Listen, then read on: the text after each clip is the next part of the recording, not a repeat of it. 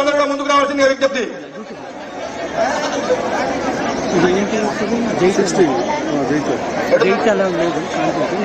TS21A2432 వాహనం అడ్డుందట. దయచేసి ఆ వాహనాన్ని తీయాలి. మనది ఎవరిదో కార్యకర్తలది. TS21A2432. దయచేసి కార్యకర్త సోదరులు ఎన్నుకున్నటువంటి వాళ్ళు దయచేసి ముందరికి రావాల్సిందిగా విజ్ఞప్తి చేస్తున్నాం. రమేష్ అన్న, గుగ్గిల రమేష్ అన్న, దయచేసి వాళ్ళందరూ తీసుకొని మీరు ముందుకు రావాల్సిందిగా విజ్ఞప్తి చేస్తా ఉన్నాం. ఈ వెనుకాల ఉన్నటువంటి సోదరులందరూ కూడా పౌడవల్ల సర్పంచ్ గారు దయచేసి రావాలా. పోలీస్ స్టేషన్ కూడా వాహనం ఉన్నట. ఈరోజు గౌరవనీయులు పెద్దలు పార్లమెంట్ సభ్యులు all India general secretary Sanjay అన్న గారు ప్రజాహిత యాత్రను మేడిపల్లి మండలం నుంచి ప్రారంభించడం శుభసూచకం. ఈ యొక్క కార్యక్రమాన్ని ఉద్దేశించి ఇటీవల శాసనసభ ఎన్నికల్లో భారతీయ జనతా పార్టీ కమలం పువ్వు గుర్తుపై పోటీ చేసినటువంటి పెద్దలు వికాసనను మాట్లాడాల్సిందిగా విజ్ఞప్తి చేస్తా ఉన్నాం. దయచేసి పోలీస్ స్టేషన్ ఏరియాలో TS21A2432 అనే వాహనం అడ్డుంది. అది మనలోనే ఎవరిదో. దయచేసి ఆ వాహనాన్ని ఎక్కడికి తీస్తే ట్రాఫిక్ క్లియర్ అవుతుందని విజ్ఞప్తి చేస్తా ఉన్నాం.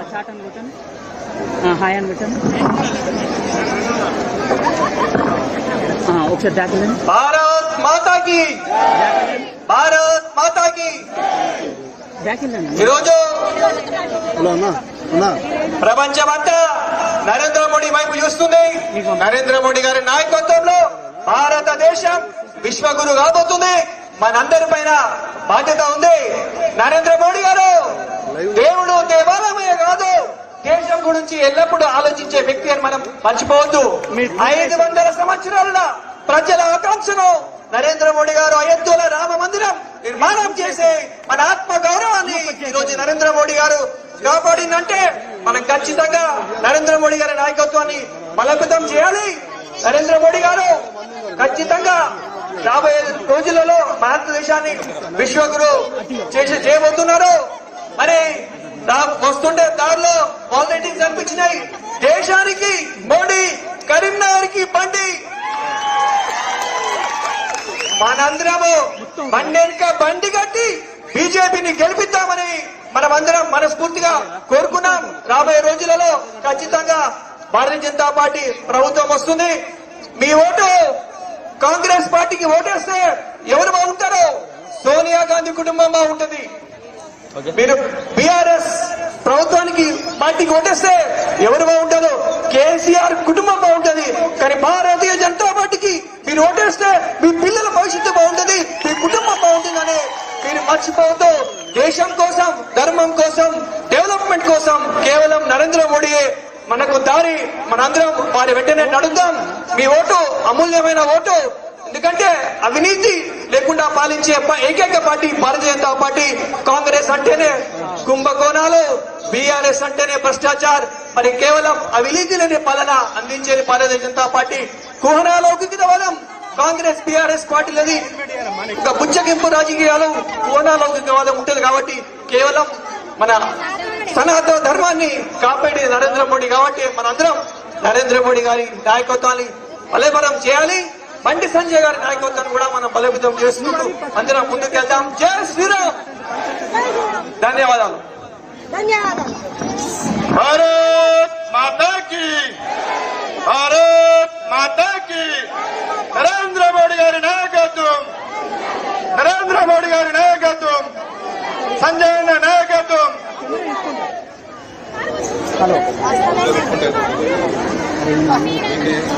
గౌరవనీయులు రాజన్న సిరిసిల్ల జిల్లా అధ్యక్షులు ప్రతాప రామకృష్ణ గారు 2 నిమిషాలు మాట్లాడాల్సిందిగా విజ్ఞప్తి చేస్తా ఉన్నాం.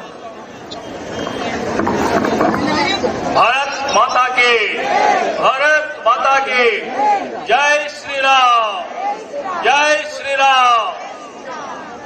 భారతదేశ ఆత్మగౌరవ పోరాటం కోసం నిరంతరం దాదాపు 18 గంటలు పనిచేస్తున్నారు. నరేంద్ర మోడీ మాటల్లోనే బండి సంజయ్ గారు నడుస్తున్నారు. ఒకసారి చెప్పండి. ఎన్నాడు కనీసంగా మహాసంగ్రామ యాత్రతోనే తెలంగాణ రాష్ట్ర వ్యాప్తంగా భారతీయ జనతా పార్టీని మారుమూల పల్లెలకు తీసుకుపోయిన ఘనత కూడా మన పార్లమెంట్ సభ్యులు బండి సంజయ్ గారికి దక్కింది. మరి అయోధ్య రామాలయ నిర్మాణం కోసం మనందరం వారిని గెలిపించడం ముందు ఒక్కసారి. అదే విధంగా మనం ఆలోచిద్దాం. రాబోయే ఎన్నికల శంకరాలు ఏతున్నదో ఈ అసెంబ్లీ వేమనవాడ నుంచి మీ మేడిపల్లి గడ్డ మీదనే ప్రారంభించడం జరిగింది. దానికి మనస్ఫూర్తిగా బండి సంజయ్ గారికి నేను ధన్యవాదాలు కృతజ్ఞతలు తెలియజేసుకుంటా ఉన్నా. ఖచ్చితంగా మనందరం కూడా ఎవరు, మనందరం బండి బలగా, మనందరం ఎవరు బండి సంజయ్ గారి స్ఫూర్తితోనే వేలాది మంది కార్యకర్తలు, మహిళలు ఒక సీతారాములుగా ఈ రామాలయ నిర్మాణం కోసం కంకణబద్దులై వారు చేసిన కృషి, హిందూ ధర్మం కోసం చేసిన కృషి ఏదైతున్నదో ఆదర్శంగా తీసుకున్నాం. రాబోయే ఎన్నికలలో అత్యధిక మెజారిటీగా వేముల నియోజకవర్గానికి మనం ఇద్దామా లేదా ఒక్కసారి దయచేసి చప్పటితో చెప్పండి. ఈ నియోజకవర్గంలో ఎక్కువ ఓట్లిద్దామా లేదా మనం? భారత్ మాతాకి, భారత్ మాతాకి జై శ్రీరామ్. జగిత్యాల జిల్లా అధ్యక్షులు మొరపల్లి సత్యనారాయణ గారు 2 నిమిషాలు మాట్లాడాల్సిందిగా కోరుతా ఉన్నాం. మన ప్రియతమ నాయకులు కరీంనగర్ ముద్దుబిడ్డ అఖిల భారత ప్రధాన కార్యదర్శి బండి సంజయ్ కుమార్ గారు, అలాగే రాజన్న సిరిసిల్ల జిల్లా అధ్యక్షులు ప్రతాప్ రామకృష్ణ గారు, మొన్ననే ఇటీవలే మన ఎమ్మెల్యేగా పోటీ చేసినటువంటి అభ్యర్థి మన డాక్టర్ వికాస్ గారు, మరియు వేదిక మీద పెద్దలందరికీ నమస్కారాలు. ఈరోజు జిల్లా పార్టీ తరఫున కూడా మన బండి సంజయ్ గారికి స్వాగతం, సుస్వాగతం. ఈ రోజు ఇంత పెద్ద ఎత్తున మీరు తరలించారు. అక్కలు, తమ్ములు, అన్నలు అందరికీ కూడా మనస్ఫూర్తిగా మీకు నమస్కారం తెలియజేస్తున్నాను. ఈ రోజు మన బండి సంజయ్ గారు అంటేనే మనకు భరోసా. ఆ భరోసాను మనం ముందుకు సాగింపాలి. ఈ యాత్రలో వారి కదంతో వారెంబడి నడుస్తూ ఈ యాత్రను విజయవంతం చేయాల్సిన అవసరం ఉంది. రాబోయే రోజుల్లో మన ఎలక్షన్ రాబోతా ఉంది. పార్లమెంటు సభ్యునిగా మన ప్రియతమ నాయకులు ఎంపీ గారిని పెద్ద మెజార్టీతో గెలిపించాల్సిన అవసరం ఉంది. ఇవాళ ఈ రోడ్డు గోవిందారాయణ రోడ్డు చూస్తున్నారు మీరు. దీన్ని డబుల్ రోడ్డు ప్రకటించిన, డబుల్ రోడ్డుకు నిధులు తీసుకొచ్చిన వ్యక్తి మన ప్రియతమ నాయకులు బండి సంజయ్ కుమార్ గారు. ఈ మండలాల్లో కతలాపూర్ కానివ్వండి, మేడిపల్లి మండలంలో ఎన్నో కుల సంఘ భవనాలు కానివ్వండి, ఎన్నో ఎంపీ ల్యాడ్స్ లో ఎన్నో నిధులు తీసుకొచ్చారు. నితిన్ గడ్కరీ గారి దగ్గరికి వెళ్లి ఈ రోడ్డు కొరకు మేము స్వయంగా ఎంపీ గారిని తీసుకెళ్లి అప్పుడు మన రాష్ట్ర అధ్యక్షులు దీన్ని పట్టుబట్టి దీన్ని డబుల్ రోడ్డు సాధించడం జరిగింది. ఇవాళ ఈ రోడ్డు చూస్తా, ఈ రోడ్డు ద్వారా మీరు నడుస్తా ఉన్నారు. ఎందుకంటే బండి అంటేనే భరోసా. దయచేసి అదొకటి గుర్తుంచుకోవాల్సిందిగా. ఎందుకంటే ఎక్కువ సమయాన్ని నేను తీసుకోకుండా మన ప్రియతమ నాయకులు వారి సందేశాన్ని కొరకు మీరు అందరూ ఎదురు చూస్తూ ఉన్నారు. ఇంతటి మిట్ట మధ్యాహ్నం ఈ ఎండలో కూడా ఈ వేల మందితో తరలి వచ్చినందుకు మేడిపల్లి మండల ప్రజలందరికీ కూడా నా యొక్క నమస్కారాలు తెలియజేస్తూ ముగిస్తున్నాను. జై హింద్, జై భారత్. భారత్ మాతాకి, భారత్ మాతాకి, వందే వందే, జై శ్రీరామ్, జై శ్రీరామ్. ధన్యవాదాలు. ఇప్పుడు మనం అప్పటి నుంచి ఎదురుస్తున్నటువంటి మన ప్రియతమ నాయకులు కరీంనగర్ పార్లమెంట్ సభ్యులు, all India general secretary, Hindu యువ సామ్రాట్ గౌరవనీయులు బండి సంజయ్ కుమార్ గారు మాట్లాడవలసిందిగా విజ్ఞప్తి చేస్తా ఉన్నాం.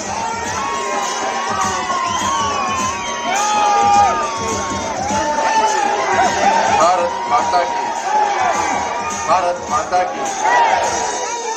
मजा ले ले. जय श्री राम. ఇది గట్టిగా రాపు అది సార్.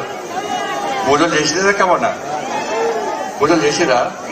మేము పూజలు చేయలే అన్న వాళ్ళు చేతులు ఒకసారి. మేము పూజలు చేయలే రాముడు మాకెందుకు అన్న వాళ్ళు చేతులు మరి లేరా? లేరా? మన గట్టిగా 2 చేతులు పైకెత్తి చేసినామనాలి లేదా? మీ గాజుల శబ్దం, మా అక్క చెల్లెల గాజుల శబ్దం అయోధ్యలో ఉన్న రామునికి వినబడాలి. మా తమ్ముళ్ళు అన్నలైనటువంటి జై శ్రీరామ్ నినాదంతో అయోధ్యలో రాముడు పరవశించిపోవాలి. అవునా కదా? 2 చేతులునే కదా, గాజుల శబ్దం ఉంది కదా. చలో 2 చేతులు పైకెత్తున్నాడు ఒకసారి గట్టిగా అందరూ ఎత్తాలి. జై శ్రీరామ్, జై శ్రీరామ్, జై శ్రీరామ్. రామ లక్ష్మణ జానకి, రామ లక్ష్మణ జానకి. భారత్ మాతా కి, భారత్ మాతా కి. నరేంద్ర మోడీ గారి నాయకత్వం, జేపీ నడ్డా గారి నాయకత్వం, కిషన్ రెడ్డి గారి నాయకత్వం. జై శ్రీరామ్. 7 ఏడవైనా రాముడే, ఏడికైనా ఇళ్ళలో తోరణాలు కట్టిర్రు, కంకణాలు కట్టిర్రు, యాగాలు చేసిర్రు, హోమాలు చేసిర్రు, పూజలు చేసిర్రు, అభిషేకాలు చేసిర్రు, అన్నదానాలు చేసిర్రు. చేసినా లేదా? మరి రాముని గుడి ఎవరి వల్ల అయిందక్క? ఎవరు కట్టించిందక్క? మనమే అందరం కట్టించాం. కానీ ముందున్నది ఎవరు?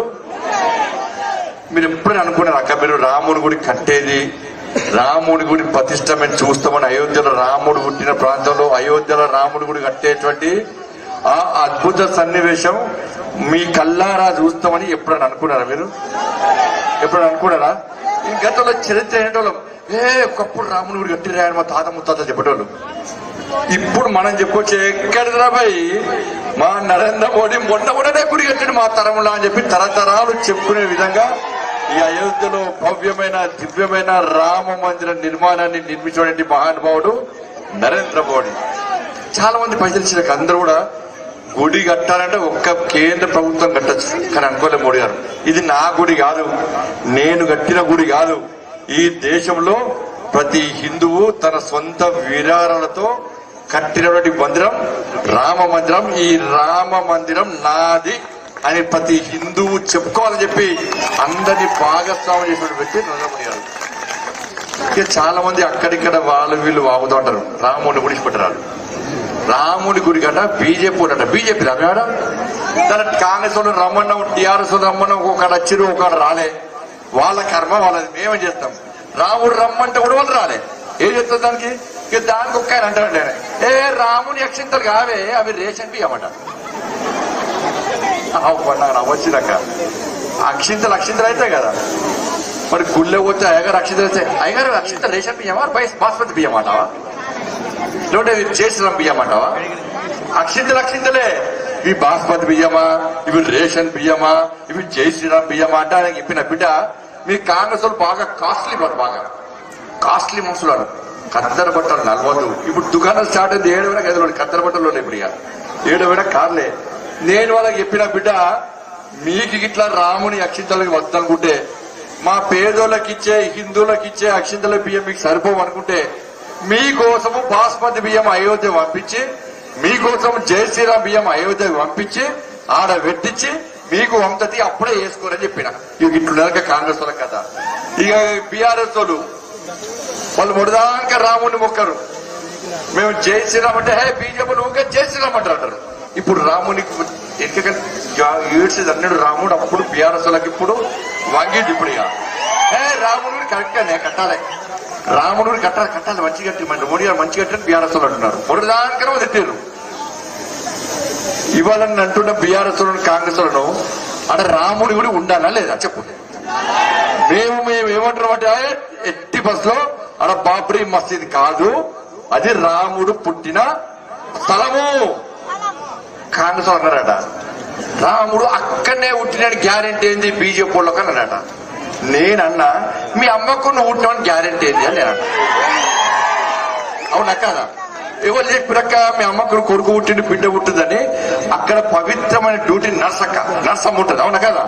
ఆ నర్సు చాలా పవిత్రమైన డ్యూటీ, అది అబద్ధాలు ఆడది. అమ్మ డెలివరీ అయినాక ఆ పాపను తీసుకుపోయి, అమ్మ నీకు కొడుకు పుట్టిందమ్మా అంటది, అమ్మ నీకు బిడ్డ పుట్టిందమ్మా చాలా ముద్దుగుందమ్మా అంటది. ఎవరు ఆధారం? మగరు అక్కడ నర్సు ఆధారం. అయోధ్యలో రాముడు పుట్టిందని చెప్పడానికి తరతరాల చరిత్ర ఇది. అరే రాముడు ఏడవుంటారు, ఎవరు చెప్తారు? ఎవరు ఏమంటావక్క?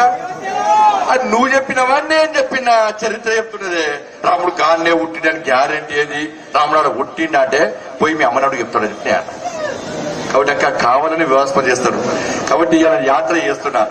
చాలా మంది అంటే బండి సంజయ్ ఎలక్షన్ల కోసం యాత్ర చేస్తున్నట. నేను టీవీలో చూసిరాకరాను, చూస్తురా లేదా? చూస్తురా? నేను గెలిచాక గాంధీ సంకల్ప యాత్ర చేసిన, మొత్తం చేసిన.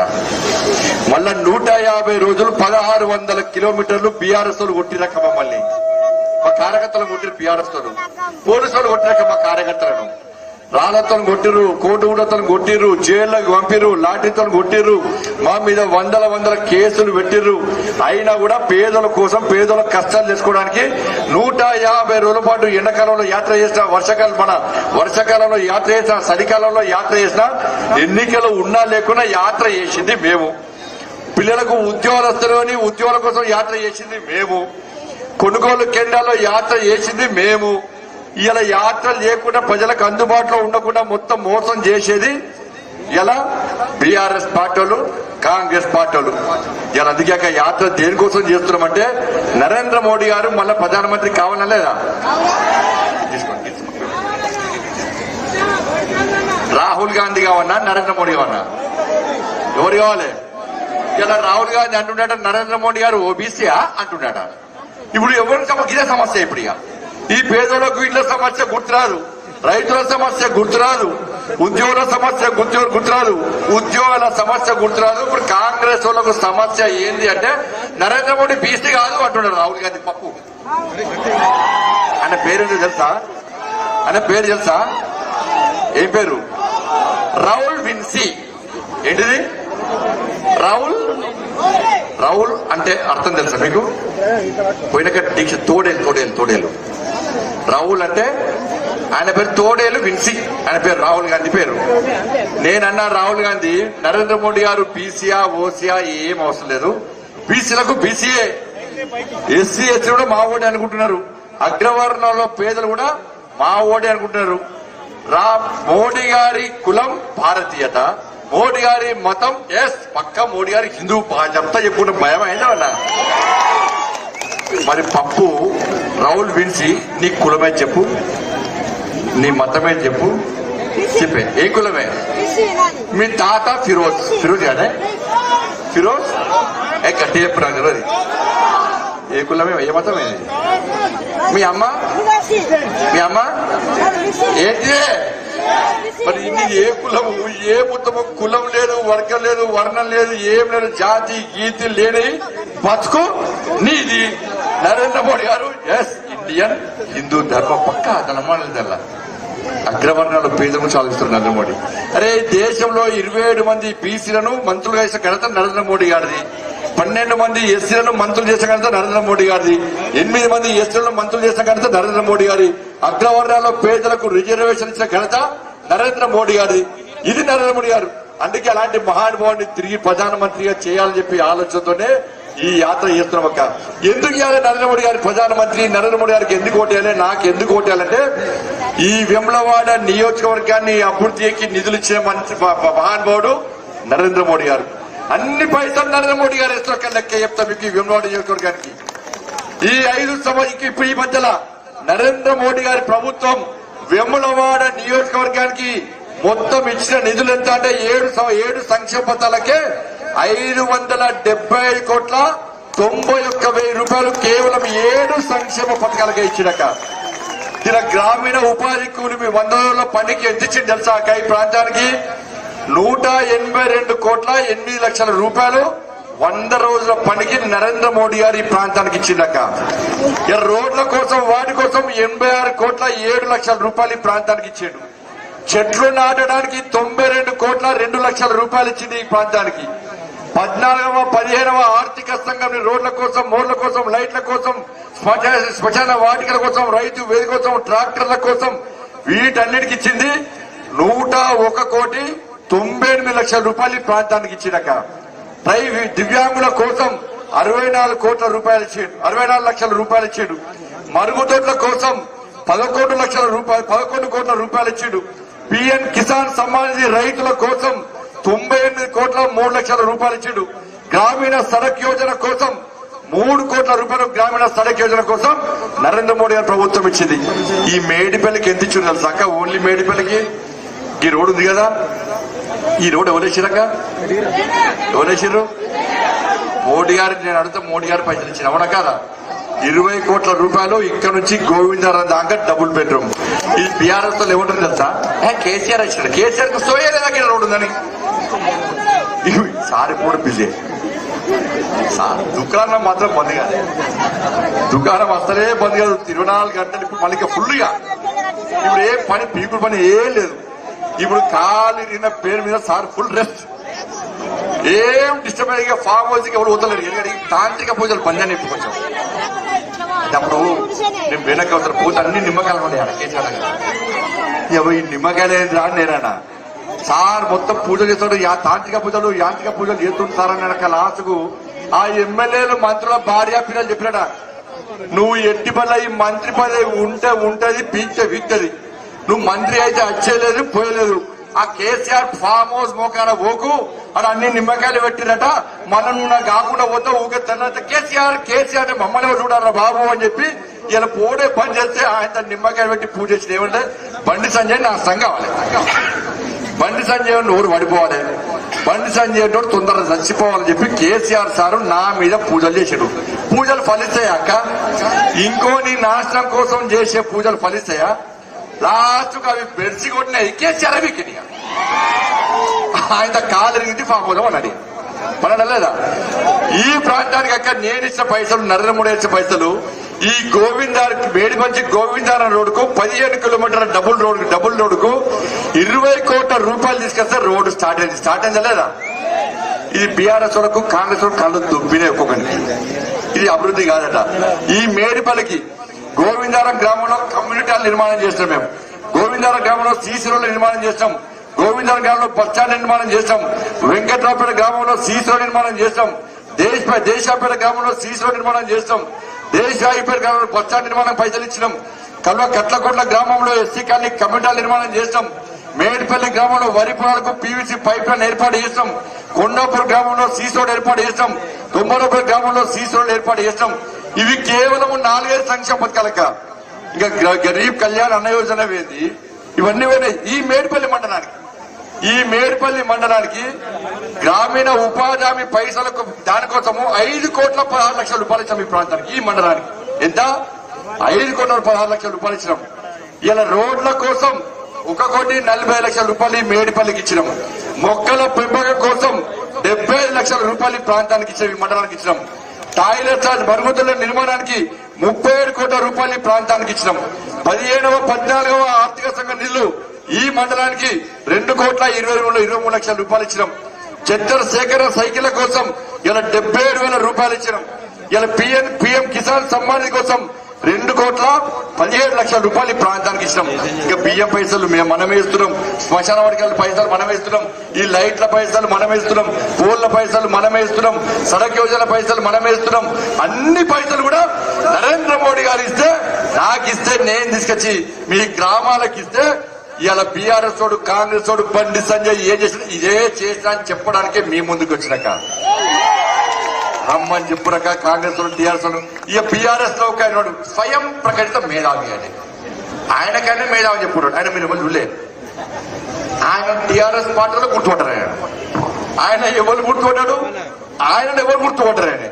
ఆయన ఇప్పుడే బండి సంజయ్ చెప్పిన పోయి ఇదే చెప్పిన, నీకు దమ్ముంటే మేడిపల్లికి రా, మా అక్క చెల్లెను అన్న దమ్ముల విలు, నువ్వేం చేస్తావో చెప్పు, నువ్వు ప్రభుత్వం ఏం చేస్తావో చెప్పు, నువ్వు ఏం బీకినవో చెప్పు, నువ్వు చెప్పేది చెప్పావు.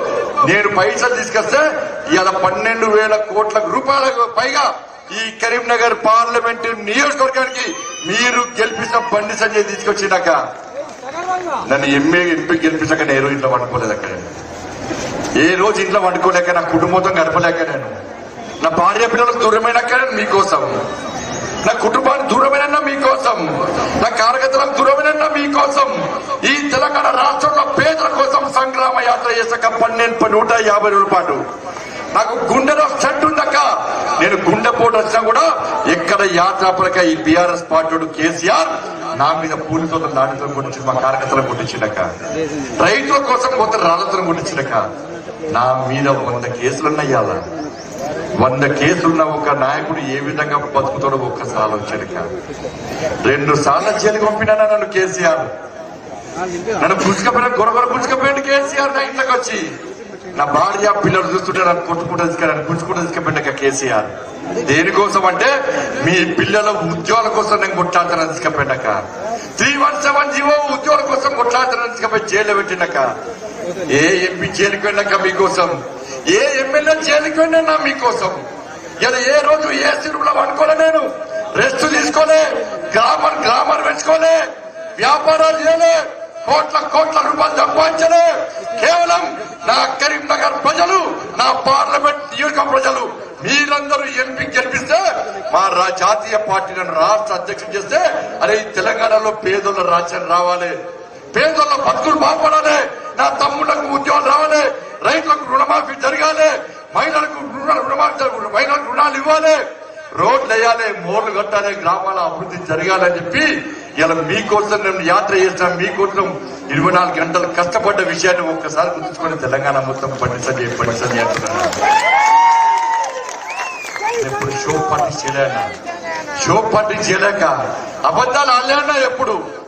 ఇలా ఎంత కొట్లాడినో అంత కొట్లాడితేనే ఇలా బండి సంజయ్ కొట్లాడిండు, బండి సంజయ్ కొట్లాడిండు, బండి సంజయ్ చెప్పి తెలంగాణ ప్రజలు పేదోళ్ళు అందరూ అంటున్నట్టే ఇంత కొట్లాడతా పేదోళ్ళక ఎన్ని కోట్లు ఖర్చు పెట్టినా ఎన్ని జన్మలెత్తినా ఈ పేరు రాదక్క. నాకు ఈ పూర్వజన సుకృతమక్క. ఆలోచించండి ఒక్కసారి. బండి సంజయ్ ఏం చేసాడు, బీఆర్ఎస్ పార్టీ వాడు ఏం చేసాడు, కాంగ్రెస్ పార్టీ వాడు ఏం చేసాడు, ఎవరికి ఓటేయాలో ఒక్కసారి ఆలోచించడానికి. ఇలా కాళేశ్వరం గురించి, ఇలా మేడిగడ్డ గురించి ఇక్కడ స్వయం ప్రకటిత మేధావి సబ్ కాంట్రాక్ట్ తీసుకున్నాడు. ఎల్ఎన్టీలో బెదిరించి సబ్ కాంట్రాక్ట్ తీసుకుంటే ఇలా మేడిగడ్డ మొత్తం కూలిపోతుందడా. ఈ స్వయం ప్రకటిత మేధావి గుండె మీద చేసుకొని నీ భార్య పిల్లల ప్రమాణం చేయి. ఇలా మేడిగడ్డ సబ్ కాంట్రాక్ట్ ఎల్ఎన్టీని బెదిరించి నీ కుటుంబానికి ఇప్పించుకున్నావా లేదా చెప్పు. నువ్వు మేధావి, నీ మేధావితనం పేదల కోసం మేధావితనం పనిచేయాలి, పేదల బతుకులు బాగుపడడానికి మేధావితనం పనిచేయాలి. రోడ్లు వేయించింది నేను, గ్రామాలకు నిధులు తీసుకొచ్చింది నేను, పేద ప్రజల కోసం కొట్లాడింది నేను, ఏ రోజు రెస్ట్ లేకుండా యుద్ధం చేసింది నేను, కేసులకు పోలీస్ స్టేషన్ చుట్టూ జైలు చుట్టూ తిరిగింది నేను. ఏ నాయకుడు తిరిగినాక ఒక్కసారి ఆలోచించండి. ఏ నాయకుడు మీకోసం కొట్లాడినాక ఒక్కసారి ఆలోచించండి. ఇలా మీకోసం కొట్లాడే నాయకుడు ఏమన్నా టైం పాస్ పాలిటిక్స్ చేసి మిమ్మల్ని మోసం చేసి ఇద్దేశం మధ్యదేశం అంటే బీఆర్ఎస్ కాంగ్రెస్ పార్టీలు ఒక్కసారి ఆలోచించండి. ఇలా మీ చుట్టాలకు ఫోన్ చేయడం ఎవరికన్నా, హైదరాబాద్ ఉంటాయి, వరంగల్ ఉంటాయి, జగిత్యాలు ఉంటాయి, ఎక్కడ మీ చుట్టాలకు ఫోన్ చేయడం అన్న ఒక్కసారి. నేను బండి సంజయ్కి ఓటేస్తామంటే శబాష్ బండి సంజయ్కి ఓటేస్తామంటారు తప్ప ఇక బండి సంజయ్కి ఎందుకు ఓటేస్తాం ఎవరు అంటారా అన్న? ఎవరన్నా ఏడవైనా పేదలు బండి సంజయ్ అని గుండెలు పెట్టుకుని చూస్తున్నట్టే ఇలా మీకోసం కొట్లాడినా కాబట్టి, మీకోసం నా బతుకుని నాశనం చేసుకున్నా కాబట్టి, మీకోసం నా సర్వస్వాన్ని త్యాగం చేస్తా కాబట్టి, మీకోసం జైలుకు పోయినా కాబట్టి, మీకోసం చచ్చిపోయేటువంటి బతికిన కాబట్టి ఇవాళ తెలంగాణ మొత్తం బండి సంజయ్ అంటున్నాక. ఇలా కాంగ్రెస్ వాళ్ళు వచ్చింది, కాంగ్రెస్ వాళ్ళు ఈ అన్ని బడ్జెట్ కాంగ్రెస్ వాళ్ళు అన్నారు. కాంగ్రెస్ వాళ్ళు ఏమంటారంటే 2500 రూపాయలు అలా మహిళలకు ఇస్తారట. ఇచ్చినా ఎవరికైనా రైతులకు 15,000 రూపాయలు అకౌంట్ లో వేస్తారట. వేసిండ్రా అక్క ఎక్కడైనా పడ్డాయి ఎవరికైనా? 500 రూపాయలకే సిలిండర్ ఇస్తారట. ఎవరికైనా ఇచ్చిండ్రా అక్క? ఎవరికైనా 4,000 రూపాయల పెన్షన్ ఇస్తారట. ఇచ్చిండ్రా ఎవరికైనా? రైతులకు 2 లక్షల రుణమాఫీ ఇస్తారు. చేసిండ్రా ఎవరికైనా? ఇవన్నీ బడ్జెట్ పెట్టింది. అలా రాష్ట్ర ప్రభుత్వం బడ్జెట్ పెట్టింది. వాళ్ళు ఇచ్చిన హామీలను నెరవేర్చడానికట 53,000 కోట్ల రూపాయల నిధులు కేటాయించిందట. మీరు ఈ 5కి ఇస్తేనే 5 లక్షల కోట్లు కావాలి. ఇలా 53,000 రూపాయల నిధులను కేటాయిస్తే 53,000 కోట్ల రూపాయల నిధులు కేటాయిస్తే మిగతా పైసలు ఎవరు ఇవ్వాలి? మీరు ఇచ్చిన హామీలు నెరవేర్చడానికి నాకు తెలిసి 5 లక్షల కోట్ల రూపాయలు కావాలి. 53,000 కోట్ల రూపాయలు ఏడు సరిపోతాయి. ఇలా బీసీలకు సంవత్సరానికి 20,000 కోట్ల రూపాయలు కేటాయిస్తారు. ఇలా 8,000 కోట్ల రూపాయలు మాత్రమే కేటాయించారు. ఇవాళ విద్యకు 16% ఇస్తున్నారు. 7 సరిపోయి 16% వేడి అది ఇస్తలేరు. రైతులకు కూడా కేటాయించాల్సిన స్థాయిలో నిధులు కేటాయించలే. ఇలా 7 నిధులు కేటాయించకుండా 53 లక్షల కోట్ల రూపాయలను 53,000 లక్షల కోట్ల రూపాయలని వల్ల ఎక్కడ తీసుకొస్తారు? ఏ ప్రాంతం పట్టుకొస్తారు? మీరేంటిది తెలంగాణ రాష్ట్రం బర్బాదైంది, అప్పులప్పాలైంది. ఈ 53,000 కోట్ల రూపాయలు 53,000 లక్షల కోట్ల రూపాయలు ఏదొస్తాయి? దేనికోసం తీసుకొస్తారు? ఎక్కడి నుంచి తీసుకొస్తారో ఒక్కసారి మీరందరూ ఆలోచించండి. వల్ల కాంగ్రెస్ ప్రభుత్వం ప్రవేశపెట్టిన బడ్జెట్ కు చూపెట్టిన బడ్జెట్ కు వాళ్ళ ఇచ్చిన హామీలకు ఎక్కడ కూడా పొంతన లేకుండా ఉందన్న విషయాన్ని ఇవాళ తెలంగాణ సమాజం గుర్తిస్తుంది. దీనివల్ల ఏమర్థమైందంటే మేము ఇచ్చిన హామీలను నెరవేర్చలేము అని చెప్పి ఇవాళ కాంగ్రెస్ పార్టీ చేతులెత్తేసిన విషయాన్ని ఒక్కసారి తెలంగాణ సమాజం గుర్తుంచుకోవాల్సింది అందరికీ చెప్తున్నా. ఇలా బతుకు మొత్తం నాశనమైనా ఎక్కడ లేవు. ఒక్కొక్కరి పేరు మీద లక్షల రూపాయలు అప్పులు ఇవాళ మన పేరు మీద. ఇలా ఏడవైనా కూడా మోడీ మోడీ మోడీ మోడీ. ఈ ఎన్నికలు ఇక్కడ సంబంధించిన ఎన్నికలు కాక కాంగ్రెస్ పార్టీ ఓటేస్తే దేశంలో రాహుల్ రాజ్యం రావన్నా మోడీ రాజ్యం రావన్నా ఒక్కసారి చూడండి. బీఆర్ఎస్ పార్టీ బతికేపోయిందంటే నాకు కరికాండ ఘాట్ కాయిపోయిన పరిస్థితి. అటు కాకుండా ఇటు కాకుండా అయిపోయింది బీఆర్ఎస్ తల పరిస్థితి. కాబట్టి దయచేసి ఆలోచించండి. ఏది చేసినా మేము పివి నరసింహరావు ఉన్నారు కదా పెద్ద మనిషి పాపగానే, ఆయనకు భారత రత్న కేంద్ర ప్రభుత్వం ఇచ్చింది. మంచిదా కదా? మంచిదా కదా? మంచిదా కదా? ఆయనకు భారత టీఆర్ఎస్ అంటాడు మేము లెటర్ రాస్తే ఇచ్చామంట. వీళ్ళు లెటర్ రాస్తే మోడీ అని ఇచ్చారు. మరి చిరంజీవి లెటర్ రాస్తావా? స్వామినాథన్ లెటర్ రాస్తావా? ఇలా పివి నరసింహరావు చచ్చిపోతే శవాన్ని కాలకుండా వాళ్ళకి అవమానపరిచిన party Congress party. PV Narasimha Rao అడుగడుగున అవమానపరిచిన పార్టీ కాంగ్రెస్ పార్టీ. భారత రత్న కేంద్ర ప్రభుత్వం ఇస్తే కనీసం అసెంబ్లీలో కృతజ్ఞత కూడా చెప్పని మూర్ఖత్వ పార్టీ కాంగ్రెస్ పార్టీ. ఇలా పివి నరసింహరావు పేర్కొని ఎమ్మెల్సీ ఎన్నికల్లో గెలిచి ఎమ్మెల్సీ ఎన్నికలుంటే జయంతికి వచ్చిన కేసీఆర్, పివి జయంతికి వచ్చిన కేసీఆర్ ఎమ్మెల్సీ ఎన్నికల గెలిచిన తర్వాత పివి నరసింహరావు వర్ధంతికి రాలే 10 కోట్ల రూపాయలు కేటాయించి ప్రపంచమంతా పివి నరసింహరావు జయంతి ఉత్సవం చేస్తున్న కేసీఆర్ ఏవుల్ని ఫ్లెక్సీలు కట్టి పివి కుటుంబాన్ని పివి నరసింహరావును అవమానపరిచిన మూర్ఖుడు ఈ గతంలో రాష్ట్ర ముఖ్యమంత్రి కేసీఆర్. అరే అక్బరుద్దీన్ ఓవైసీ పివి ఘాట్ కూల్ చేస్తా అంటే కనీసం స్పందించని పార్టీలు ఈ కాంగ్రెస్ బీఆర్ఎస్ పార్టీలు. నేను స్పందించిన అరే అక్బరుద్దీన్ ఓవైసీ నీకు దమ్ముంటే పివి ఘాట్ మీద చేయాలి, పివి ఘాట్ మీద ఎన్టీఆర్ ఘాట్ మీద చేయాలి. 10 నిమిషాల్లో నీ దారు స్థలం పూజ చేస్తా అని చెప్పి వార్నింగ్ ఇచ్చిన పార్టీ భారతీయ జనతా పార్టీ. ఉన్నదన్న సమాజం, ఈ భారతీయ సమాజం బీజేపీ బండి సంజయ్కి ఉన్నట్టున్నాడా? బండి సంజయ్ ఇంకా రాముడున్నాడు. బండి సంజయ్ ఇంకా రామ భక్తుడు హనుమాన్ లాంటి నా నరేంద్ర మోడీ ఉన్నాడన్న. నరేంద్ర మోడీ తర్వాత ఈ రాముని వారసు అందరూ నా వెనుకున్నారన్న. కాంగ్రెస్ ఉన్నారని టీఆర్ఎస్ ఉన్నారన్న, ఎంఐఎం పార్టీ ఉన్నాడు, తుర్కోలంతా ఉన్నారు. ఇది ఉన్నారు 80% ఉన్న ఇస్తున్నారు. ఈ దేశంలో ప్రపంచం అంతా ఆశ్చర్యపోతుందన్న. ఒక దేశ ప్రధాని రాజకీయాలను పక్క పెట్టి, ఓట్లను పక్క పెట్టి, సీట్లను పక్క పెట్టి, స్వార్థ రాజకీయాలను పక్క పెట్టి ఈ దేశంలో 80% ఉన్న హిందువుల యొక్క ఆరాధ్య దైవమైన అయోధ్యలో రామచంద్రుల వారి గుడిని నిర్మించడానికి అనేక మంది కర సేవకులు త్యాగం చేసినాక మీరు అందరూ అనుకుంటారక్క మోడీ గారు గుడి కట్టిర్రు, మేమందరం పూజలు చేస్తాం అయిపోయి అనుకుంటారక్క. కానీ రాముని గుడి కట్టడానికి 100 మంది మా కార్యకర్తలు చచ్చిపోయారక్క.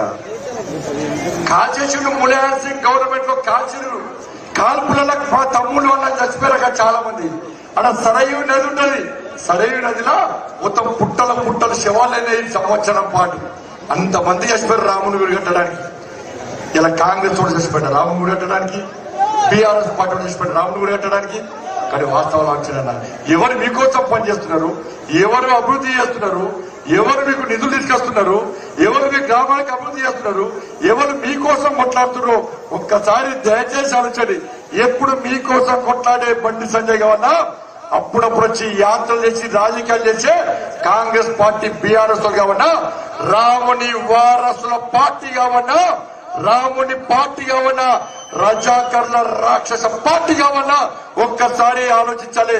నేను చెప్పిన మొన్న అరే దేవుణ్ణి నమ్మని నాస్తికులారా, అయోధ్య రాముని కించపరిచే ఫాల్తున్న రాజకీయ నాయకులారా, ఈ తెలంగాణ రాష్ట్ర ప్రజలు, ఈ తెలంగాణలోని హిందూ సమాజం రాముని వారసుల పార్టీకి ఓటేస్తారు.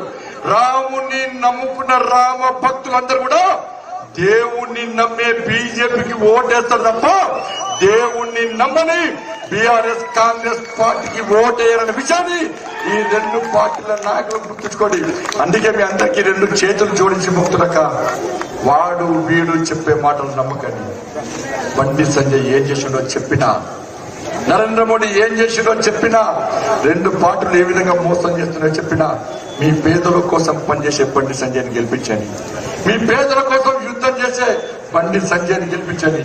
మీకోసం భక్తులు సర్వనాశం చేసుకున్న బండి సంజయ్ గెలిపించండి. మీ అభివృద్ధికి నిధులిచ్చే నరేంద్ర మోడీ గారిని తిరిగి ప్రధానమంత్రి చేయండి. ఆలోచించండి. రాహుల్ రాజ్యం రావన్నా, మోడీ రాజ్యం రావన్నా ఒక్క సమస్యండి. రాహుల్ రాజ్యం వస్తే ఇటలీ రాజ్యం వస్తుంది. రాహుల్ రాజ్యం వస్తే ఇలా వేరే రాజ్యం వస్తుంది. మోడీ రాజ్యం వస్తే రామరాజ్యం వచ్చింది. వచ్చిన రామరాజ్యాన్ని మనం కాపాడుకోవాల్సిన బాధ్యత మీ అందరి మీద ఉందని చెప్పి ఇంత పెద్ద ఎత్తున ఈ ప్రజాహిత యాత్రకు తరలి వచ్చినటువంటి మేడిపల్లి మండలంలోని నా అక్కలకు, నా తమ్ములకు, నా అన్నలకు, నా తమ్ములకు, మా అమ్మలకు, తండ్రులకు అందరూ కూడా హృదయపూర్వక ధన్యవాదాలు తెలియజేస్తూ ఈ రోజు ప్రారంభమైన యాత్ర 15వ తారీఖు వరకు ఈ 2 నియోజకవర్గాల్లో తిరుగుతున్నారు కాబట్టి మీ అందరూ ఆశీర్వదించవలసిందిగా, మోడీ గారిని ఆశీర్వదించవలసిందిగా మీ అందరికీ సవినయంగా విజ్ఞప్తి చేస్తూ ముగిస్తున్నాడు. భారత్ మాతాకి, భారత్ మాతాకి, భారత్ మాతాకి జై శ్రీరామ్. మా భీమానం మండలంలో వచ్చి వాళ్ళు కూడా స్వాగతం అన్న జై శ్రీరామ్. ఆగలేదా?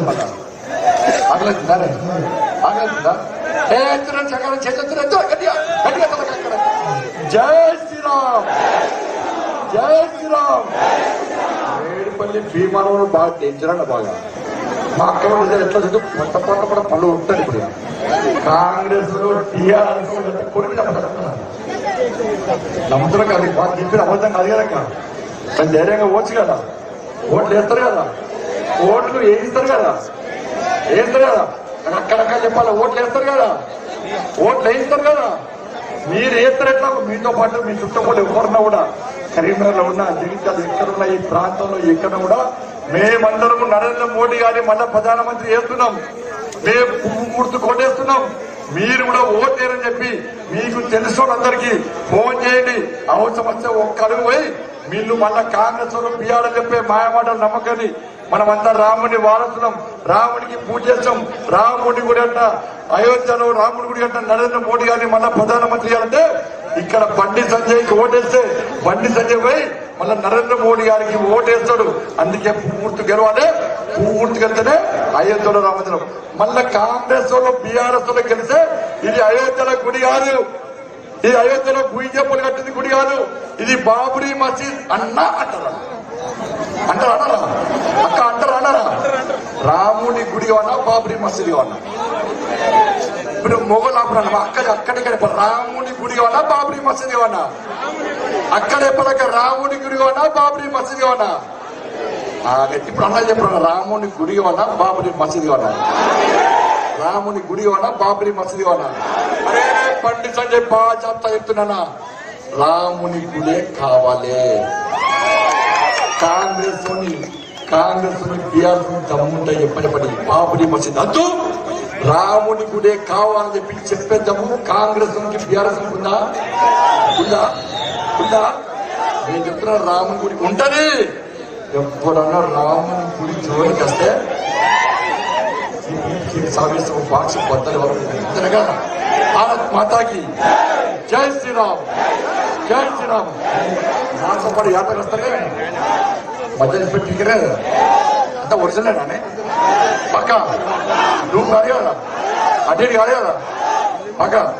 ఎందుకంటే మనం వికాసం కోసం బాగా కష్టపడి పనిచేసినాడు. మీరు వికాసాన్ని ఊకేస్తాడు అన్న. ఈ వెమ్లవాడ నియోజకవర్గంలో మళ్ళా మేడిపల్లి భీమారం మామూలు కాదన్నా. నన్ను ఆడుతున్నారు ఊకే ఈడు సాపాడు ఈడ ప్రచారం ఆడ ప్రచారం అవునా కాదా? ఇప్పుడు మళ్ళీ ప్రచారం చేస్తారు కదా. జై శ్రీరామ్, భారత్ మాతాకి జై.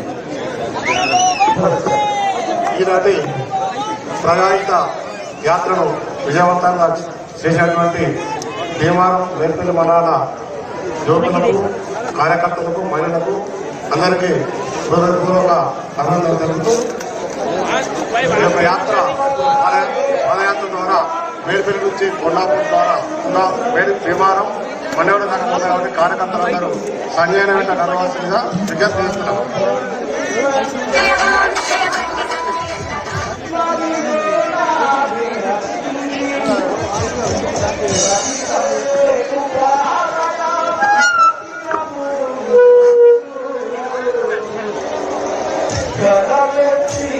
హలో హలో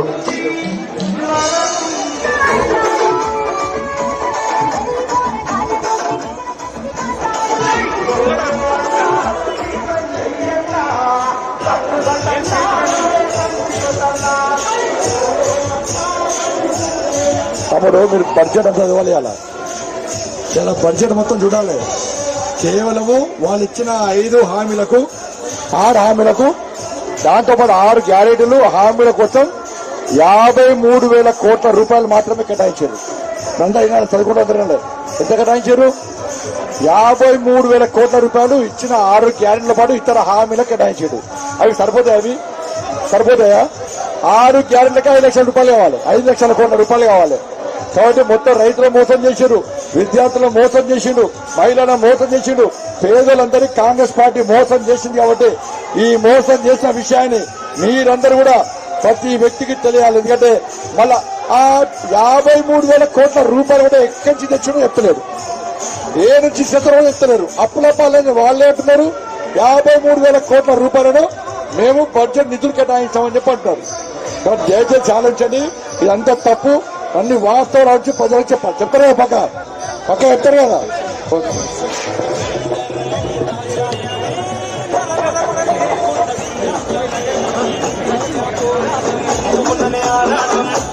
పోరాటం బండి సంజయ్ అన్న ప్రాణాలై నిలుస్తాం, బండి సంజయ్ అన్న ప్రాణాలై నిలుస్తాం, బండి సంజయ్ అన్న ప్రాణాలై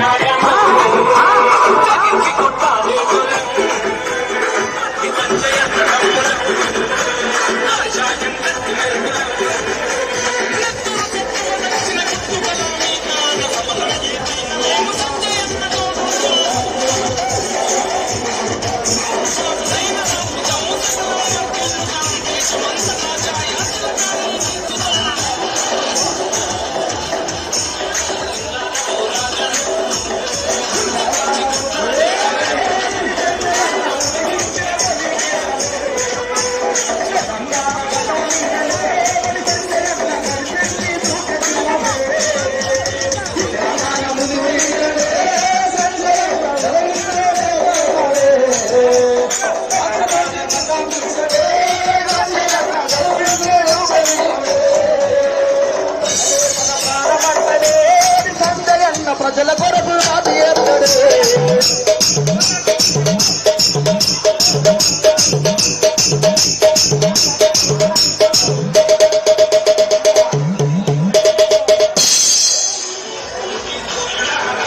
భారతదేశానికి తొలి ప్రధాని అయినటువంటి పివి నరసింహారావు గారి సేవలు అందుకొని మరచిపోయినటువంటి ఈ భారతీయులకు మరొకసారి భారత రత్నను అందించి గౌరవించినటువంటి భారతీయ జనతా పార్టీ బండి సంజయ్ గారు మరి ఆయనను పూలమాలతో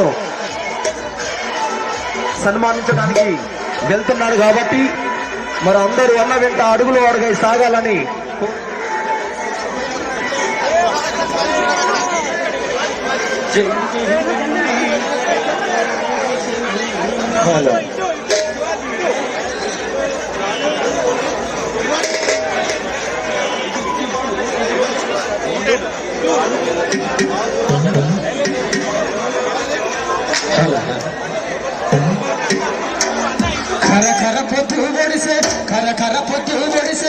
కర పొద్దు ఒడిసే సంజయన్న పోరు నడిపే కర పొద్దు ఒడిసే సంజయన్న పోరు కర పొద్దు ఒడిసే సంజయన్న పోరు నడిపే కర పొద్దు ఒడిసే సంజయన్న పోరు నడిపే కుల జనంగ సంజయన్న పోరు నడిపే సంజయన్న పోరు నడిపే కుల జనంగ సంజయన్న పోరు నడిపే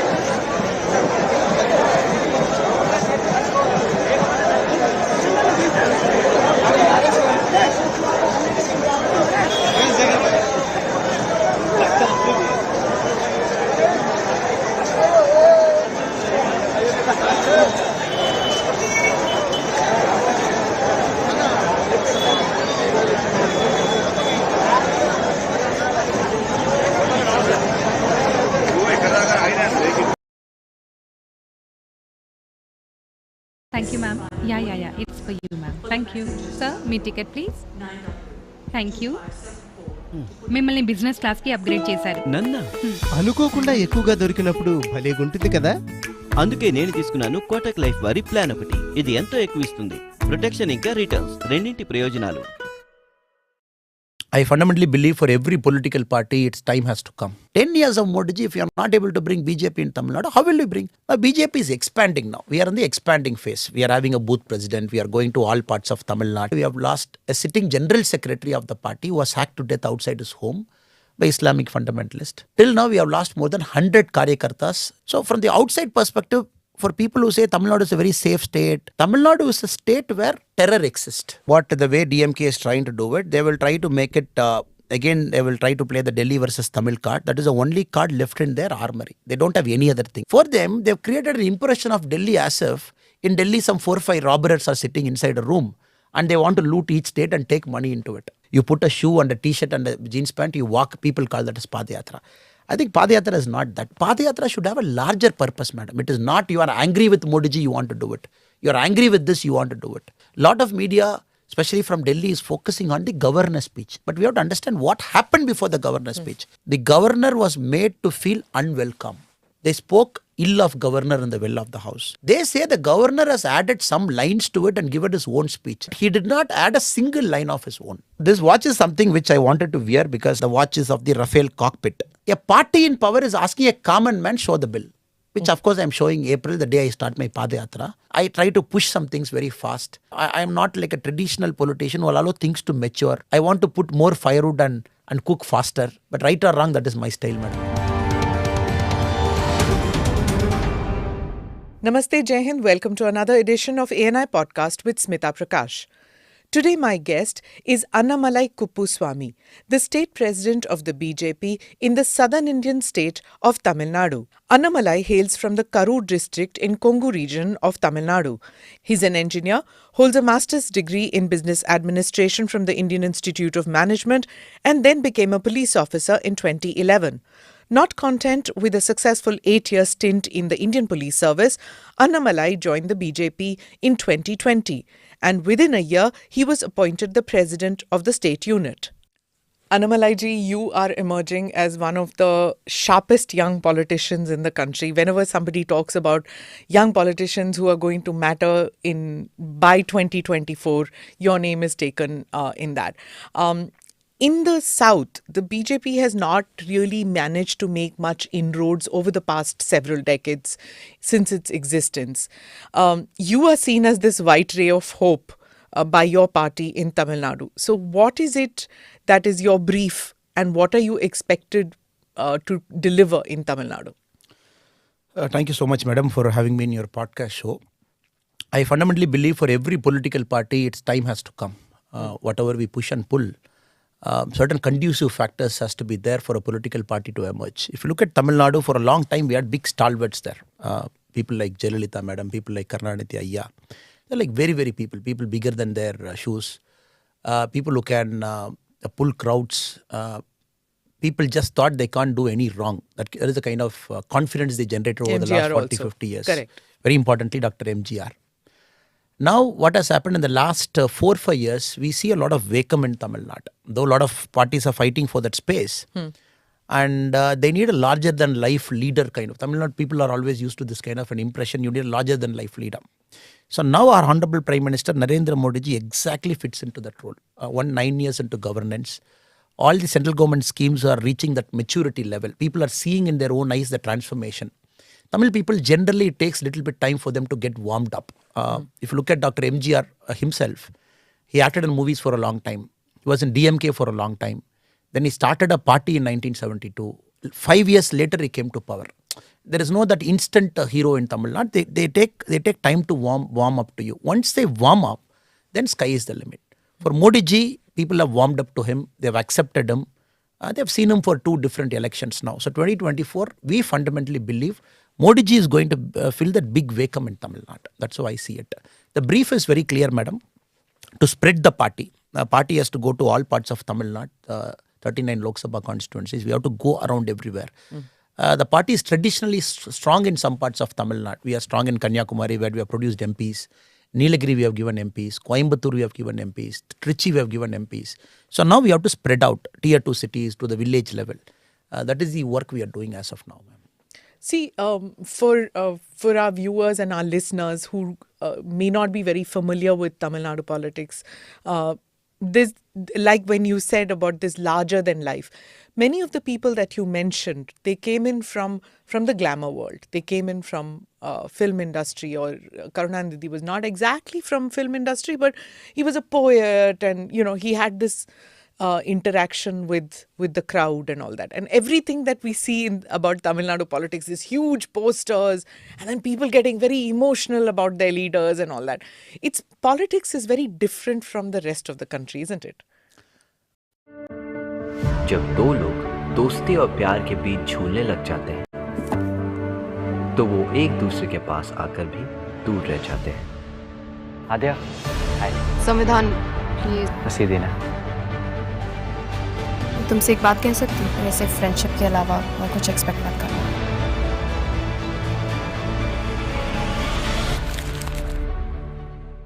देखिए क्रश्ड सिर्फ Amazon मिनी टीवी ऐप पे अभी डाउनलोड कीजिए।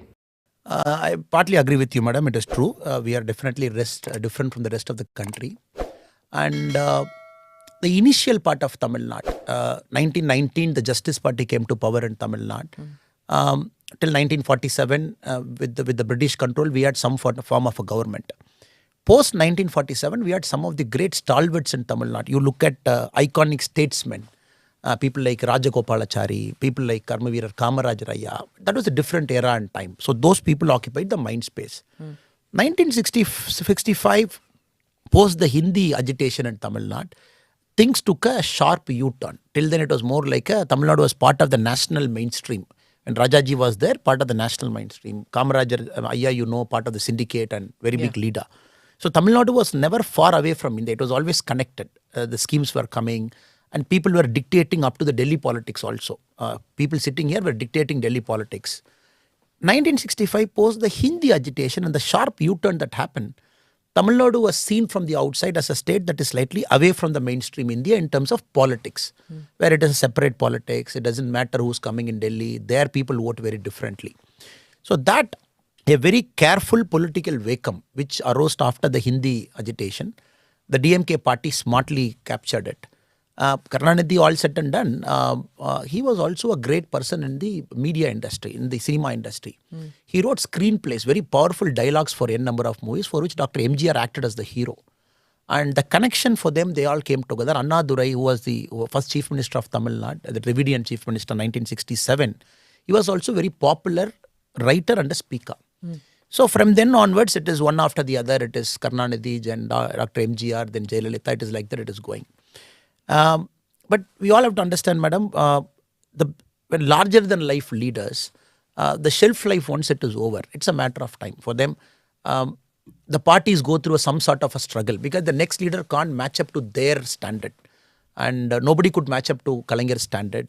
Nobody could match up to Dr. MGR's standard. But Jayalalitha madam came up because she was also came up the hard way. Now in the current field, I don't see any larger than life leader in Tamil Nadu who will occupy that mind space, and people simply will blindly trust them. He cannot do any wrong. That is the kind of image people had for them. So in this space, the politics is going to be very, very different, ma'am. Not the old style of politics now. While I'll agree with you that, the larger than life figures era might be over as far as Tamil Nadu politics is concerned, and you are saying that it's Modi ji. Even I'll come to the language issue later in the podcast. But when we are talking about larger than life figures, it was said when Karunanidhi passed away, when he is different. That era is over. His progeny will never be able to have that kind of. But then Stalin won.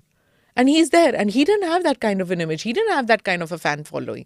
But he won. How come he managed to capture that? Tamil Nadu, generally when parties come to power, ma'am, you see a sweep. Lok Sabha elections also, you see one-sided sweep that normally happens in Tamil Nadu. Previously, when you see this kind of a transition between DMK and ADMK in each of the election in a 5-year cycle, you see a good number of seats, 140, 150, 170, up to 182. We have a 234-member assembly. And this election was the most closely fought election. DMK came to the election with a 12-party alliance. The net difference between the DMK alliance and the ADMK alliance was a matter of 2.1% total vote share. And the 45 seats which the ADMK alliance lost, if you count the margin, it is 2.4 lakh.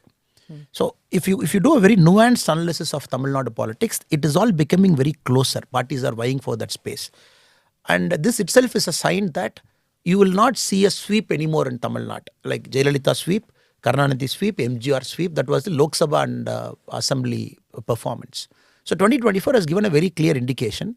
DMK, despite 10 years out of power, 10 years they were in power, and 2019 they had a big sweep because they were able to generate some sort of a wave in Tamil Nadu. 2021 was very close, very, very close. As I said, the numbers, if you look at it, very close, ma'am. So I would say that clearly points to a new emerging trend that people will see politician as a politician. They will see who you are, what you are speaking, what are the other parties and everything. And they will not blindly trust you. Okay, 10 years, Jayalalitha is out of power, please give her a chance. That was the old time. And Tamil politics also, ma'am, traditionally, the opposition parties never play a big role in Tamil Nadu. 4 years, they keep quiet. 5th year, they emerge, they issue some paper statements. They do 2-3 protests before the election, they sweep. So that is also Tamil Nadu will not see. That was the trend for the last 30-40 years. You will not see an aggressive opposition in Tamil Nadu. You haven't seen for a long time. So this splintering of votes that you're talking about, or the splintering of loyalty maybe towards the political party, if that is happening since 2019, so you are going to change that trend. You, in the sense, the BJP has decided to take advantage of that splintering and not wait till the next election. Isn't that what it? The way I look at it is, for a party to go, we have to have a very clear presence in the grassroots, madam. That is very important. We have about 68,000 booths. You got to have a very strong presence in those booths. BJP is expanding now. We are in the expanding phase. We are having a booth president. We are going to all parts of Tamil Nadu. Till then, it was always a problem. For BJP, when these two major leaders were there, you never got people for the booths because people are addicted to some sort of a political phenomena. For the first time, we are seeing our booths getting filled, our president's slot getting filled. So it is more on the expansion side. The second problem for BJP to immediately fill up the gap per se is, you are taking on an MLA contestant from the BJP who's a 5-time MLA. Invariably in ADMK, when you see, it is all 5-time, 4-time, 6-time MLAs who are there now. DMK also the same thing, where there are matured politicians and 30-40 years they are in politics. For BJP, we are seeing a lot of first generation, young, dynamic people getting into politics through BJP. This is the trend we are seeing in the last 2-3 years. Okay. So I would say 2026 would be a marker. 2024, you will see BJP emerging in Tamil Nadu, where we will send a huge number of MPs to Delhi. Because that election is going to be, Modi ji is going to come back as India's Prime Minister. How much is Tamil Nadu going to contribute? So we see a clear wave for Modi ji in 2024. So what's your immediate goal, 2024 or 2026? 2024, the immediate goal is to make sure the party is strong enough to capture this wave. a wave gets generated, ma'am. To translate that into votes, we got to have booth level presence. So you have a wave right now, you think? I see a wave, madam. I see a wave, clear pro-Modi wave, unlike last time in 2019 where they generated. Because Kasi Tamil Sangam, one after the other, when you see what Modi ji has done, if I can speak very elaborately about it, Modi ji is seen as an insider. In fact, if you look at the Tamil news for the last 1 month, somebody has started a rumor that Modi ji is contesting from Tamil Nadu, one of the seat. Everywhere you go, people ask. 2 days back, I was in a tea shop in Thoothukudi. I was having a tea in a tea shop. The Anna asked me, Anna, is it sure Modi ji will contest? So this has become a talking point. Contest from Tamil Nadu? From Ramanathapuram is what the rumors say. So people have picked up that rumors. Medias have written columns about it. Varanasi and Ramanathapuram, Modi ji is connecting. It is all a rumor, but people are commenting, people are talking, people want Modi ji to contest. That itself is a sign. This and many other things, that Modi ji is seen as an insider in Tamil Nadu, not anymore an outsider from distant part of India. No, that's something which is an anomaly, no? Because in Tamil Nadu, there is this whole, what is your identity? Is it a Tamil identity or a national identity? That becomes very important. They've never tolerated outsiders, Tamil Nadu politics. I don't mean it as a criticism, but I'm saying that's the truth. That you've not seen, anybody coming in from outside and contesting an election in Tamil Nadu, isn't it? That's partly true, madam, because a lot of Tamil-based identity, caste identity, local Dravidian identity, a lot of things goes into people deciding in their mind whom they want to vote. But since Modi ji has transcended everything, probably I think is probably the first outsider outside Tamil Nadu. Yeah. Nobody has done it. Even Indira Gandhi, as a second seat, she picked up from Andhra Pradesh, she picked up from Karnataka when she wanted to. Sonia Gandhi picked up from Karnataka. Rahul Gandhi has gone to Kerala. Nobody is daring to go to Tamil Nadu. That is why I was very confident now when I say this, ma'am. If you look at the current news space, this has become a talking point. That itself is a sign that Modi ji has transcended everything. So 2024 will be a very different election. So you think that, but see, it's a state election. The BJP did this even in Bengal. They had, they said that Modi magic is so strong. It was strong in 2019 in the sense that the vote share became very big in West Bengal. It's become the second largest party after the TMC. They did that, but state election is all about state leaders. How can Modi ji get... I agree with you, madam. Modi ji can generate that wave for you. It is very important the state leadership and the candidates who are there, they are in that correct mind frame. You should reflect the qualities of Modi ji. For example, if you're talking of a state election, it's very important the candidate selection is perfectly bang on, ma'am. You put correct candidates, all the social engineering, whatever you want to do, but more importantly, the candidate should reflect the qualities of the Honorable Prime Minister. The party should set a correct narrative and go. For example, Modi ji, how is Modi ji seen in Tamil Nadu? Modi ji is seen as a development person. Modi ji is seen as a unifier. Modi ji is seen as the first person, probably the Prime Minister or whichever person, President, whichever higher constitutional position you take, the first guy who took effort to reach out to Tamil people consistently in the last 8 years, 10 years, even when he was Gujarat CM. This is the image of Modi ji. The party has to reflect very carefully with a very calibrated approach. When we do it, both sync. If the party takes some other narrative locally in Tamil Nadu, then we will have a problem. The Modi ji's magic translating into votes is an art, ma'am. That we have to do the hard work. Modi ji can create that wave for you. As I said in 2024, we see a wave. But important thing in the next 16, 18 months, we are working like a war now. Put people in the booth, make sure they know what election is, they know which house to go, whom to approach, they know which voter is voting for us, go talk to them. Make sure he's ready to vote, but get his vote to the polling box. So this is something which we have to do, which Modi ji can't do for us as a Prime Minister. I get that. But, the BJP has traditionally always worked with an ally in Tamil Nadu, right? Whether it was Vajpayee ji, he had very good relations with Jayalalitha ji, and then even Modi ji had very good relations with Jayalalitha ji. So it's always worked through via media, if I may say. Now, you are making this, in all your speeches and in all your public interactions, it's the BJP. You don't talk about allies. You're talking about an identity creation of the BJP, an identity creation of Modi ji. In your speeches, in your interaction now also, it's only BJP, no ally. I keep telling this in Tamil Nadu also, madam. We are not against any party per se. There are respectable alliance leaders, alliance parties. At the same time, we are very clear, BJP has to become strong. It's not an alliance of convenience like what DMK does with 12 parties, caste parties and everything. Here it is alliance of respect. Though we and ADMK, officially we have a lot of disagreements on many issues, officially. Language issue, we want a 3-language formula to be taken up. They want a 2-language formula. They oppose the new education policy. We want the new education policy to come. So a lot of policy issues as a party we differ. But since it is based on a certain principle, we align together. ADMK also respects it. So I keep telling this, BJP has to have an identity of its own in Tamil Nadu. This is the time when Modi ji's image is all-time high.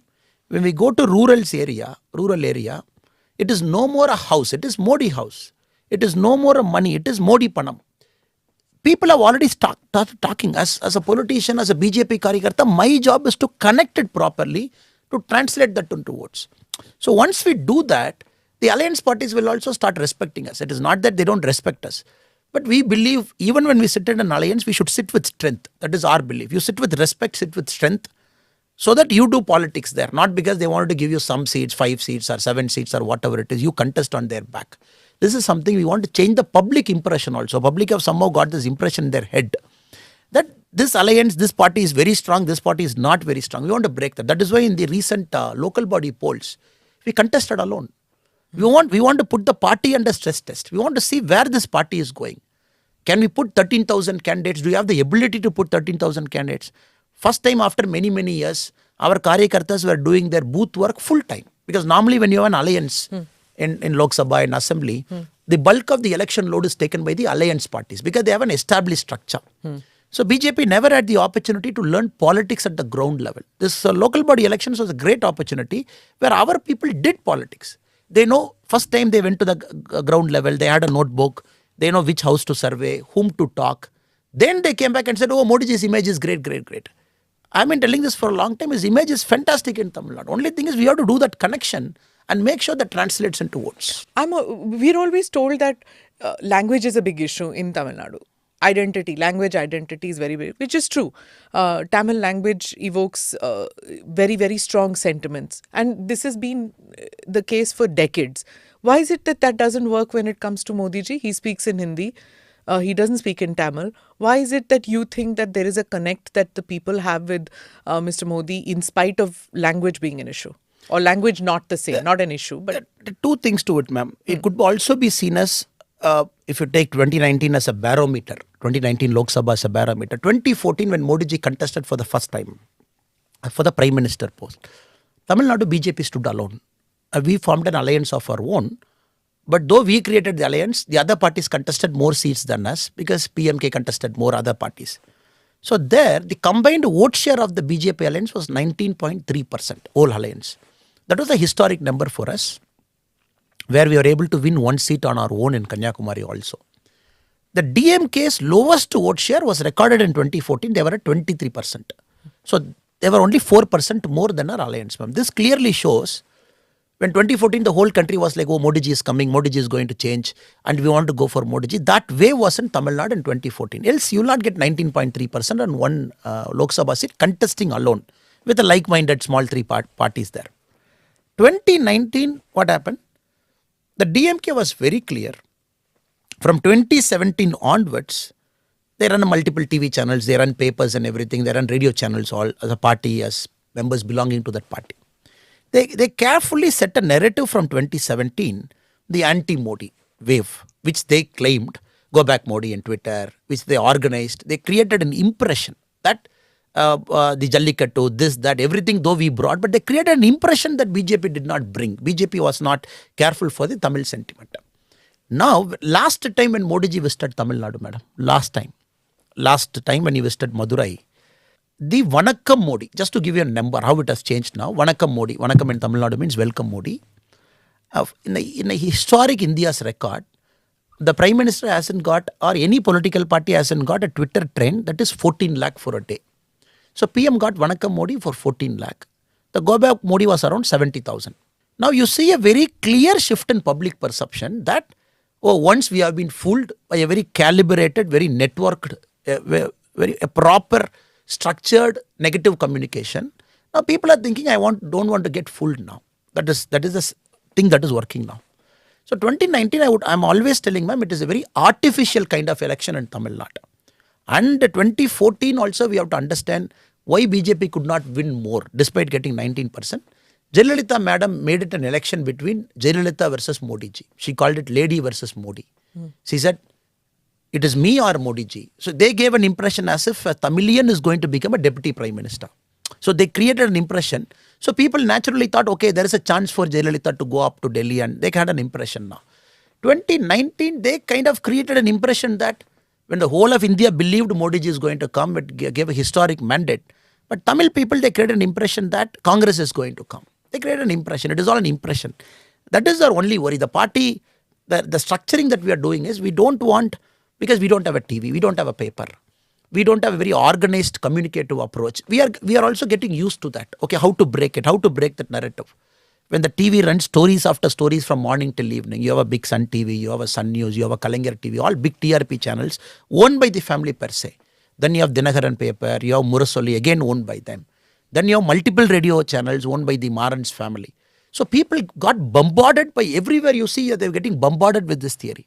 Now, with a lot of calibrative approach, we are breaking it. We got good amount of proper influences in the ground level. Who tell this story? No, this is false. This is not happening. So that took a lot of effort. So it is more like a green shoot, madam. What happened in the local body polls was a green shoot, where BJP's vote share in the contested area was about 8.5%. That was a green shoot in a local body poll. That happened 6 months after DMK coming to power. So we are very confident. This was the problem in 2019. We know what was the problem. That is why you see the current politics of DMK, madam. Whenever they get into the back foot, immediately they make it north versus south. Immediately they make it center versus state. Now they have taken governor as more like a mascot for Delhi. They want to make it governor versus DMK, meaning Delhi versus DMK. So DMK tries to play this game very carefully because they know they can't win on development politics. They are trying to again reignite that passion and pride, whatever they have been doing for a long time. Two topics, Annamalai. One is about the communication, and two is about the governor issue. I'm going to come to the governor issue later, but first let me talk about the communication thing.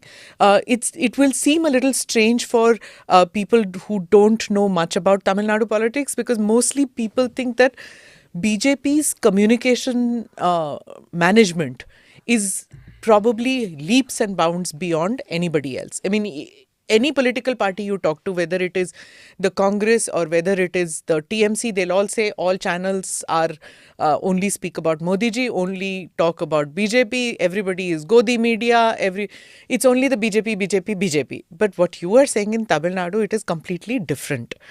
But why is it then that, or you don't want to play that same game? Like you're saying that the other political parties have their own TV channels, but you don't want to bring out your own TV channel, is it, the BJP? I think the party is very clear, madam. Ideology party doesn't want a TV channel to propagate what it is doing. Instead, they expect the Karyakartas to go and do the hard work, meet people, because it's a fade they can create for 5 years, but this can never be a permanent thing. So the party has always taken a call. You go and do the hard work. What is expected of Karyakarta? Let us not get into businesses which we are not supposed to get into it. So Tamil Nadu, though our cadres every time a senior leader from Delhi comes, even to the Prime Minister also, some of our party members have said, sir, we want to start a TV channel. To Amit Shah ji, whenever he comes, they keep telling you, give us a TV channel. But they are very clear that political party is not here to win every race and say that every day I'm doing right, every day push narrative. That is never a role of a political party. It is to have that people connect. So they say we expect you to do that people connect. You go to house, sit there, be one among the people, start talking to them, then things will change. And TV channel is just a figment of imagination where people say you have a TV channel, you win. But the problem, madam, in Tamil Nadu, more than a TV channel, it is the carefully constructed negative news, fake narratives in Tamil. For example, a Sun TV channel would play some news from UP now, because now UP are the favorite for them, UP and MP. Something happens in UP, they pick that UP thing, they put it. You see the Yogi ji government, this is happening in UP. That has got nothing to do with Tamil Nadu politics. That news has got nothing to do with Yogi ji government also. It is some strange issue somewhere. So cow got transported somewhere, some vigilante fight between two different groups, not connected to government. Government would have taken action also. Now the new thing is they play it out in wherever DMK party is in power. The same thing should not happen in Tamil Nadu. So be very careful. So then they take a 7 o'clock debate. They put it. First time I see very funnily, the debate is happening for issues outside Tamil Nadu. They pick up news from across India where there's that. You must have seen very recently during the Gujarat polls, one of the family party was carrying a live kit in Gujarat. They were carrying a live kit in Tamil areas of Gujarat. They are meeting Tamil people to say, do you like Dravidian model of development or do you like Modi model of development? In the live, all 100%, they were saying it is Modi model of development in Gujarat. Tamil guys living there. They didn't know what to do to cut it also. Then the anchor was trying to come in, which became a troll material. Now this is something, because since they are ruling party now, for what was working for them, madam, when we were in opposition for 10 years, for DMK, everything was anti-Delhi, anti-center, anti-Modi. Now, since they are ruling party, people are angry with them. They didn't want to project anything within Tamil Nadu. So, first time they're coming outside Tamil Nadu, picking up a Gujarat or picking up a UP, trying to play it sentimentally. This is a new trend. So, there is the BJP model, which they are saying is not working as compared to the Tamil Nadu model, which is working. You are right, madam. They want to do that comparison and bring that fake narrative inside, because every 5 years they change that strategy. So since the BJP doesn't have a TV channel of its own in Tamil Nadu, you're saying that Twitter trends will work for you as far as narrative building is concerned?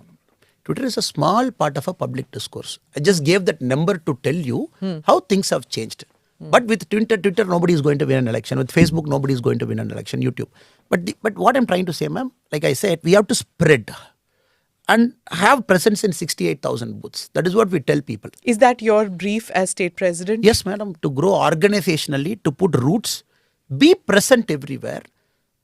What happens when many a times somebody in some house, in some village is willing to vote. You don't have an organizational presence. The traditional parties, they do a transportation for them for elections also.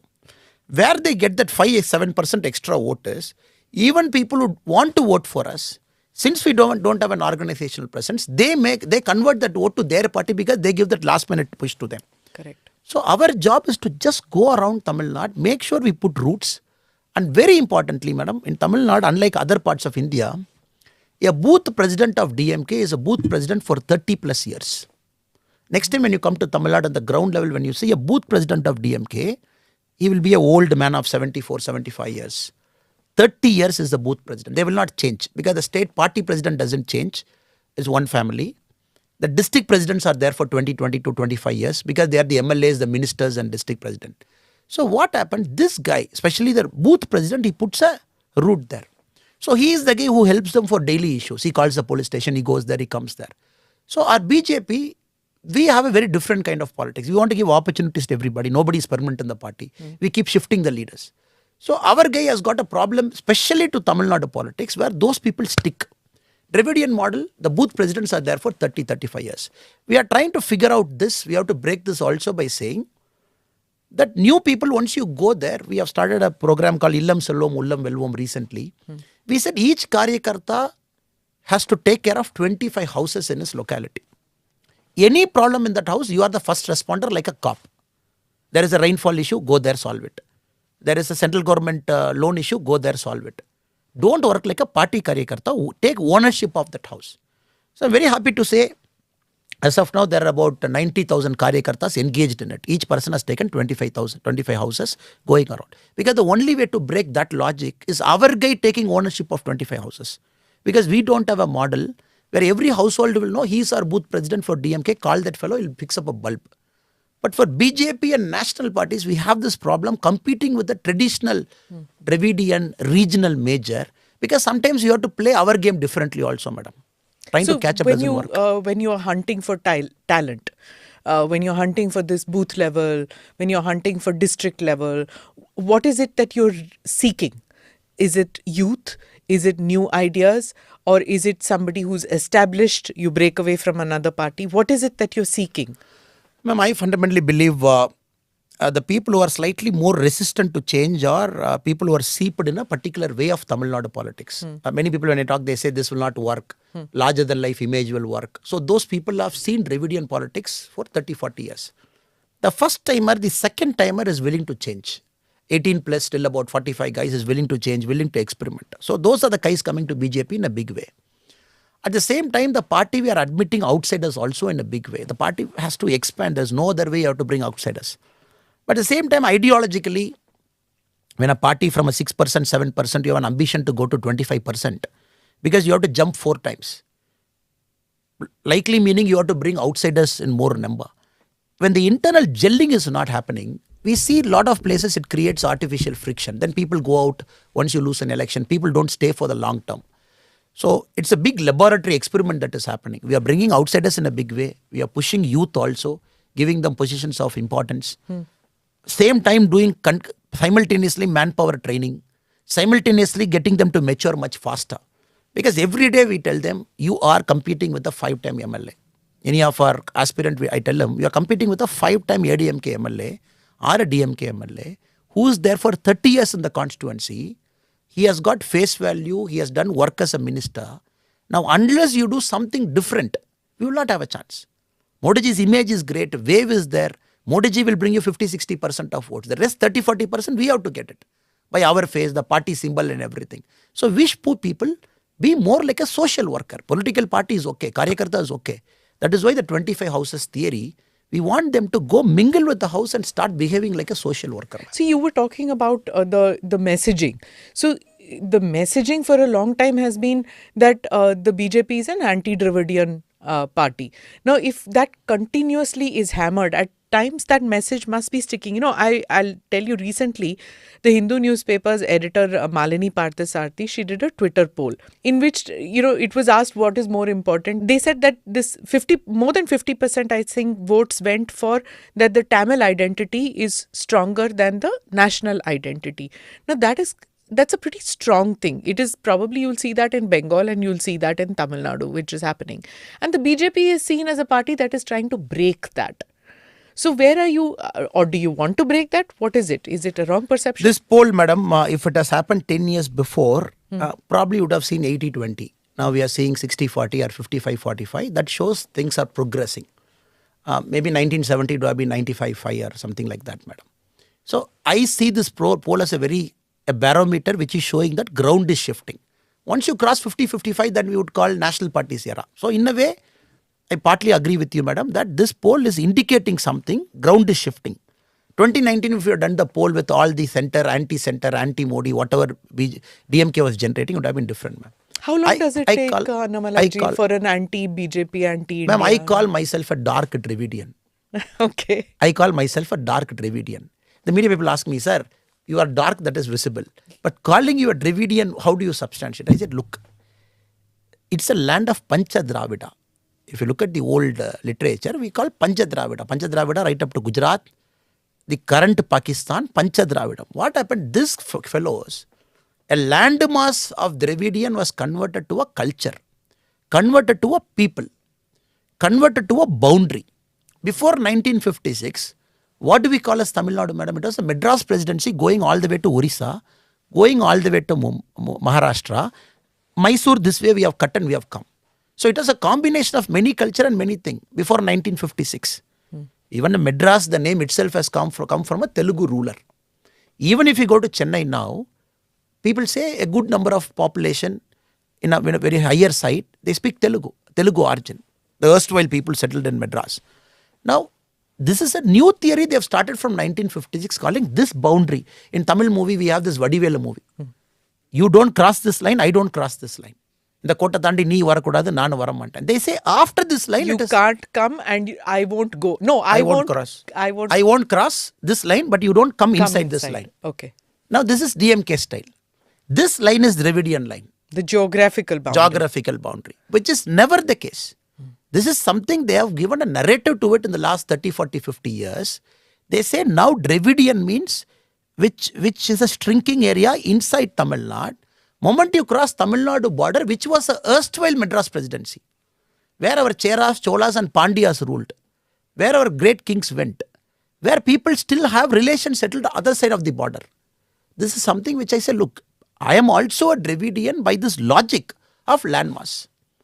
And I am a 6th, 7th generation born this person, a farmer. So this is very important for Tamil Nadu because we also have to speak a language which people understand. And moment Dravidian we get into this race and culture and boundary, then it becomes very tough, madam. Secondly, the second part also, madam, BJP very conveniently they make it a Delhi-centric party or a regional party.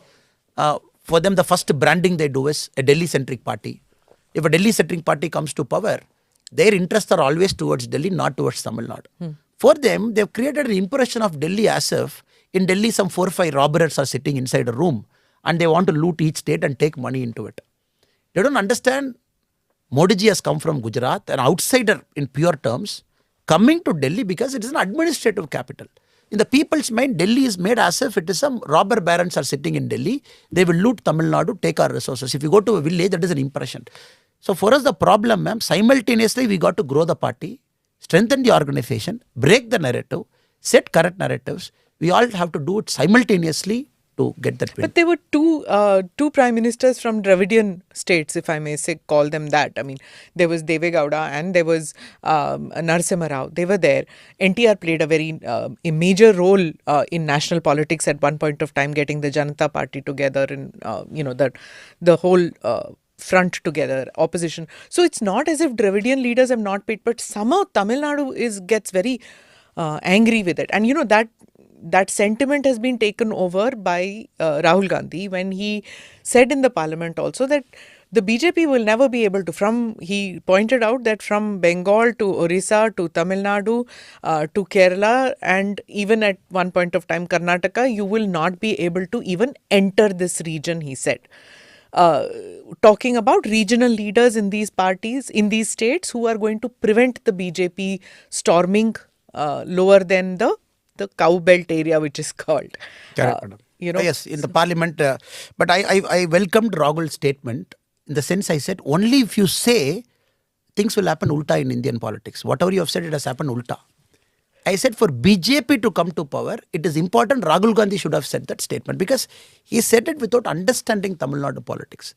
A state, maybe for his grandmother and a great-grandfather in the initial time, when the power transition was happening from Britain to India, Pandit Jawaharlal Nehru asked Rajaji, Chakravarti Rajagopalacharyji, how should we shift this power?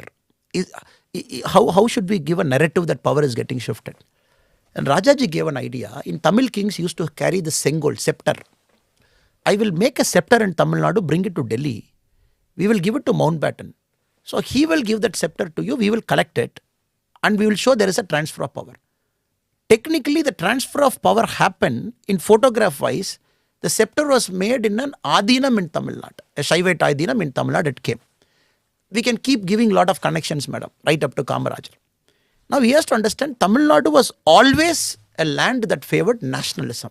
Because you see, ma'am, a state that far across from the epicenter of what is happening in Indian politics, the Delhi and Mumbai and other things, the quality of freedom fighters it gave. It is like far beyond a state that is in the hinterland of India. Far beyond. It has always got that. It has always got that. Now, he has to understand Tamil Nadu has behaved in a very different way because it is people like that who chose to do politics inside Tamil Nadu. Even I've seen Congress inside Tamil Nadu. They speak a Dravidian DMK's language. For example, NEET. Congress party opposes NEET in Tamil Nadu. Congress party opposes new education policy in Tamil Nadu. Whatever DMK says, Congress says it. That is why I call Congress in Tamil Nadu as DMK's B team. Because ideologically, they don't have a different stand, madam. It is very unfortunate. Rahul Gandhi ji somehow believes it is by parroting this statement, Congress has got a life support in Tamil Nadu. But we chose to see it some other way, that we have to just regain the glory, get that narrative right. Moment we get it going, it's a matter of time Tamil Nadu will get into the national mainstream. But Congress has never had an issue being the B team of the DMK, isn't it? I mean, never in the sense I'm talking about 15 years now. They don't have a problem being B team. Because they're not ambitious, madam. They don't have a problem. In the sense, ambitious in the sense, for any political party, the reason for its existence is to come to power. BJP in Tamil Nadu were very clear. The party has to come to power. Only then ideology and whatever we have to do, we can do for people. But very surprisingly, I see in Congress, for example, a senior leader like Peter Alphonse, very senior leader in Congress. He says the only person who can save India, he says, is M.K. Stalin. He doesn't say Rahul Gandhi. I questioned him, sir, you are such a senior leader in the Congress, the number 2 in the party. You are giving and talking in the press that the only person who can save India is M.K. Stalin. You have conveniently forgotten your own Rahul Gandhi. So Tamil Nadu, we see in the ground, now M.K. Stalin for them has become more superior than Rahul Gandhi. including the state president. Because they keep parroting for them, they want that bit of MLAs to show that they're existing in Tamil Nadu. And for them, I can give you an example, ma'am. 2014 when Congress was standing in some constituency, and 2019 when they aligned with DMK, their vote share tripled. Somehow they have this false notion, aligned with DMK, we will come back to power. That is what Congress is thinking. I don't think it bothers Mr. Rahul Gandhi so much if there's a cult following for Stalin, isn't it? I find it very funny because the way both of them behave, madam. Sri Rahul Gandhi ji wanted to start his Bharat Jodo Yatra from Kanyakumari. They have invited Stalin ji to come and flag off. Very conveniently what he did is, he called Arvind Kejriwal ji to Chennai a day before. Arvind Kejriwal ji was in Chennai a day before the start of Bharat Jodo Yatra. CM and Arvind Kejriwal ji both inaugurated a government school upgradation in Chennai.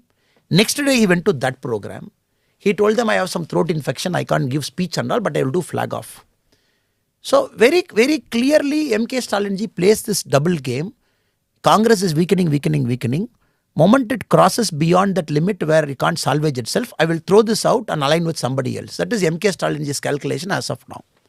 Congress understands this. They go overboard to catch him now. Rahul ji, he goes overboard. He understands the strategy of MK Stalin. He's like, MK Stalin is great and Tamil Nadu DMK is great. This was not Rahul Gandhi ji's stand in 2019. 2019, he never came to Tamil Nadu for canvassing, madam. I'll put it on record. 2019 canvassing, not even a single stage. Rahul ji and MK Stalin ji were together. He came for canvassing for Congress rally. He never stood in the same platform with MK Stalin ji because somehow he had this aversion that 2G scam and other things. He didn't want to align with them and other things. Now Rahul ji completely, conveniently, he has become a biggest cheerleader for MK Stalin, which is very unfortunate, madam. So now tell me, 2024 is Modi ji versus Stalin, and 2026 it's going to be Annamalai versus Stalin? Ma'am, 2024, madam, it is going to be Modi ji and Indian people. First time we are not going to see versus in Indian politics. It is Modi ji, Indian people. People are voting. Okay, that sounds like straight from one of your... Typical political speech. No, I am not talking that, ma'am. Reason I am telling you, madam. What stature does MK Stalin ji has got? What stature to compare to Modi ji? What stature, madam? What stature? But if you speak to the DMK, they'll say, of course, in Tamil Nadu, Stalin has a bigger stature than Modi ji. Modi ji is in Delhi, he's in Gujarat, he's in many other states, but Tamil Nadu has a style of its own, which is Stalin.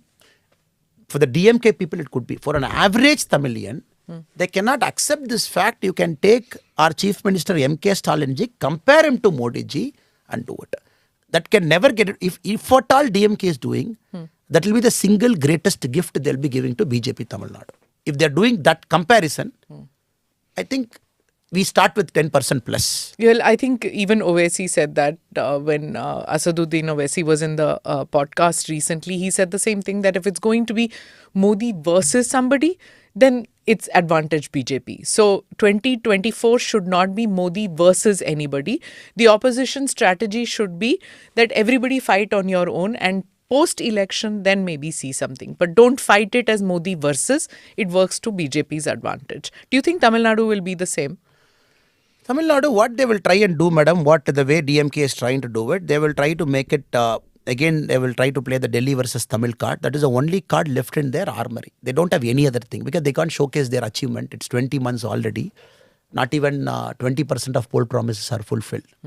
So the only thing they will try to rack up some emotional issue. That is the only plan they have. Hindi will be an emotional issue. Governor, whatever they try to do, madam. But Tamil peoples are smart enough not to make the mistake that happened in 2019 because they believed in a false narrative. This time it will not happen.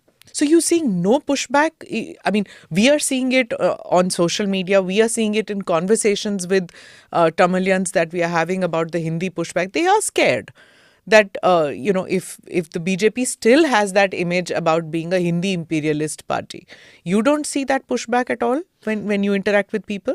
Madam, I don't see that pushback because for them the image of BJP is through the state leadership and our Karyakarta. If you go to Tamil Nadu, out among 100 people, if I ask how many people know Hindi, as state president, I don't know Hindi. Many of us don't know Hindi. We speak in English. With broken Hindi, whatever we can manage, we speak. Like a typical Tamilian who don't know Hindi, with broken Hindi, whatever negotiation we do in the airport, railway station, we come out. So they see it. And second, we are all sons of the soil. We are properly grounded. It is not that Jana Krishnamurthy ji, many Tamilians know now, a hardcore Tamilian was BJP national president. Hardcore Tamilian was BJP national president one point of time. Now I believe, madam, there is no more this Hindi thing will work, because normally when Modi ji speaks in a language, for DMK it is easy to say, see, Modi ji is speaking in Hindi, Modi ji is speaking in Hindi. Now they want Modi ji, DMK wants Modi ji to speak in Tamil, then they will say, okay, Modi ji is for Tamil Nadu. But what has happened, people have understood this stupidity. Why should he speak in Tamil? If he's doing for Tamil, till 2019 it was like DMK's argument, Modi ji should speak in Tamil to prove he's for Tamil Nadu. As stupid an argument DMK kept.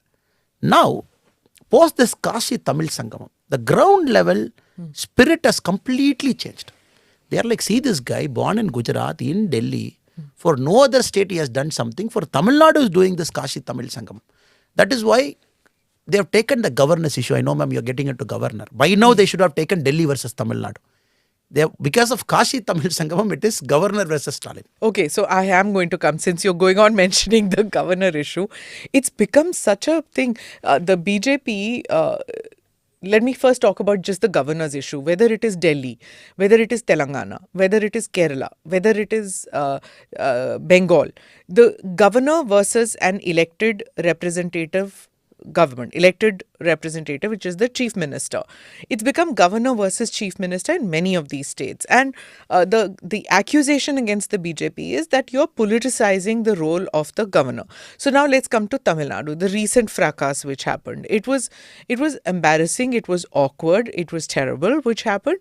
But the lines have been drawn very strong now between the governor and the chief minister. So where do you see this going for the party? I see a trend, madam. It is initially they used to take on Modi ji. All of them have understood taking on Modi ji, nobody is going to win in India. All these leaders whom you have mentioned have understood. Very smartly they have understood. You can't take on Modi ji. Now they have to have some ruse to take on. That ruse has become the governor. They have taken on governor now. And indirectly they want to attribute, by taking on governor, I want to convey a message. Delhi is trying to remote control and do something in my state. We are losing our identity. We are losing our this thing. So let us not happen. This is the image that they want to build. In case of Tamil Nadu, madam, coming to Tamil Nadu. Tamil Nadu, among the many governors, different points of time we had, this governor is an outstanding professional, person born in Bihar, served in Kerala. Again got back to IB in Nagaland, governor there, came back to Tamil Nadu. You will not see a qualified person who has travelled across India, ma'am, northeast, south, Delhi, administrative capital. Domain expertise in many. So his vision is generally very broad vision he has got. Whenever we talk to him, we see he has got a very broad vision for the state. Now DMK somehow, they want a very pliable governor, where you give something, governor will sign. The whole thing started with NEET. NEET was the first rubbing point between the state and the governor. They said you have to sign. Governor said there is a problem. In the sense, Supreme Court has very clearly said this is a correct law. I can't go against the Supreme Court. Then they started, CM said, I will not participate in any function. I will not come for at-home reception. He did all this drama. Now it is with the President of India, madam, the NEET, whatever resolution assembly passed. Then every four months they waited. CM was saying that outstanding governor, very good for the state. These are the words he used in the stage for 4-5 months. Then the second rubbing happened, madam, when governor used a word called Tamil Nadu Tamilagam. That was the recent fight. Governor in an informal setting to a set of audience, he said, I prefer to use Tamilagam. He never said nobody should not use Tamil Nadu. He said, I prefer to use Tamilagam. I suggest you also to consider. This is what he said. If you ask me as a person, Annamalai as a person, what do you use? I prefer to use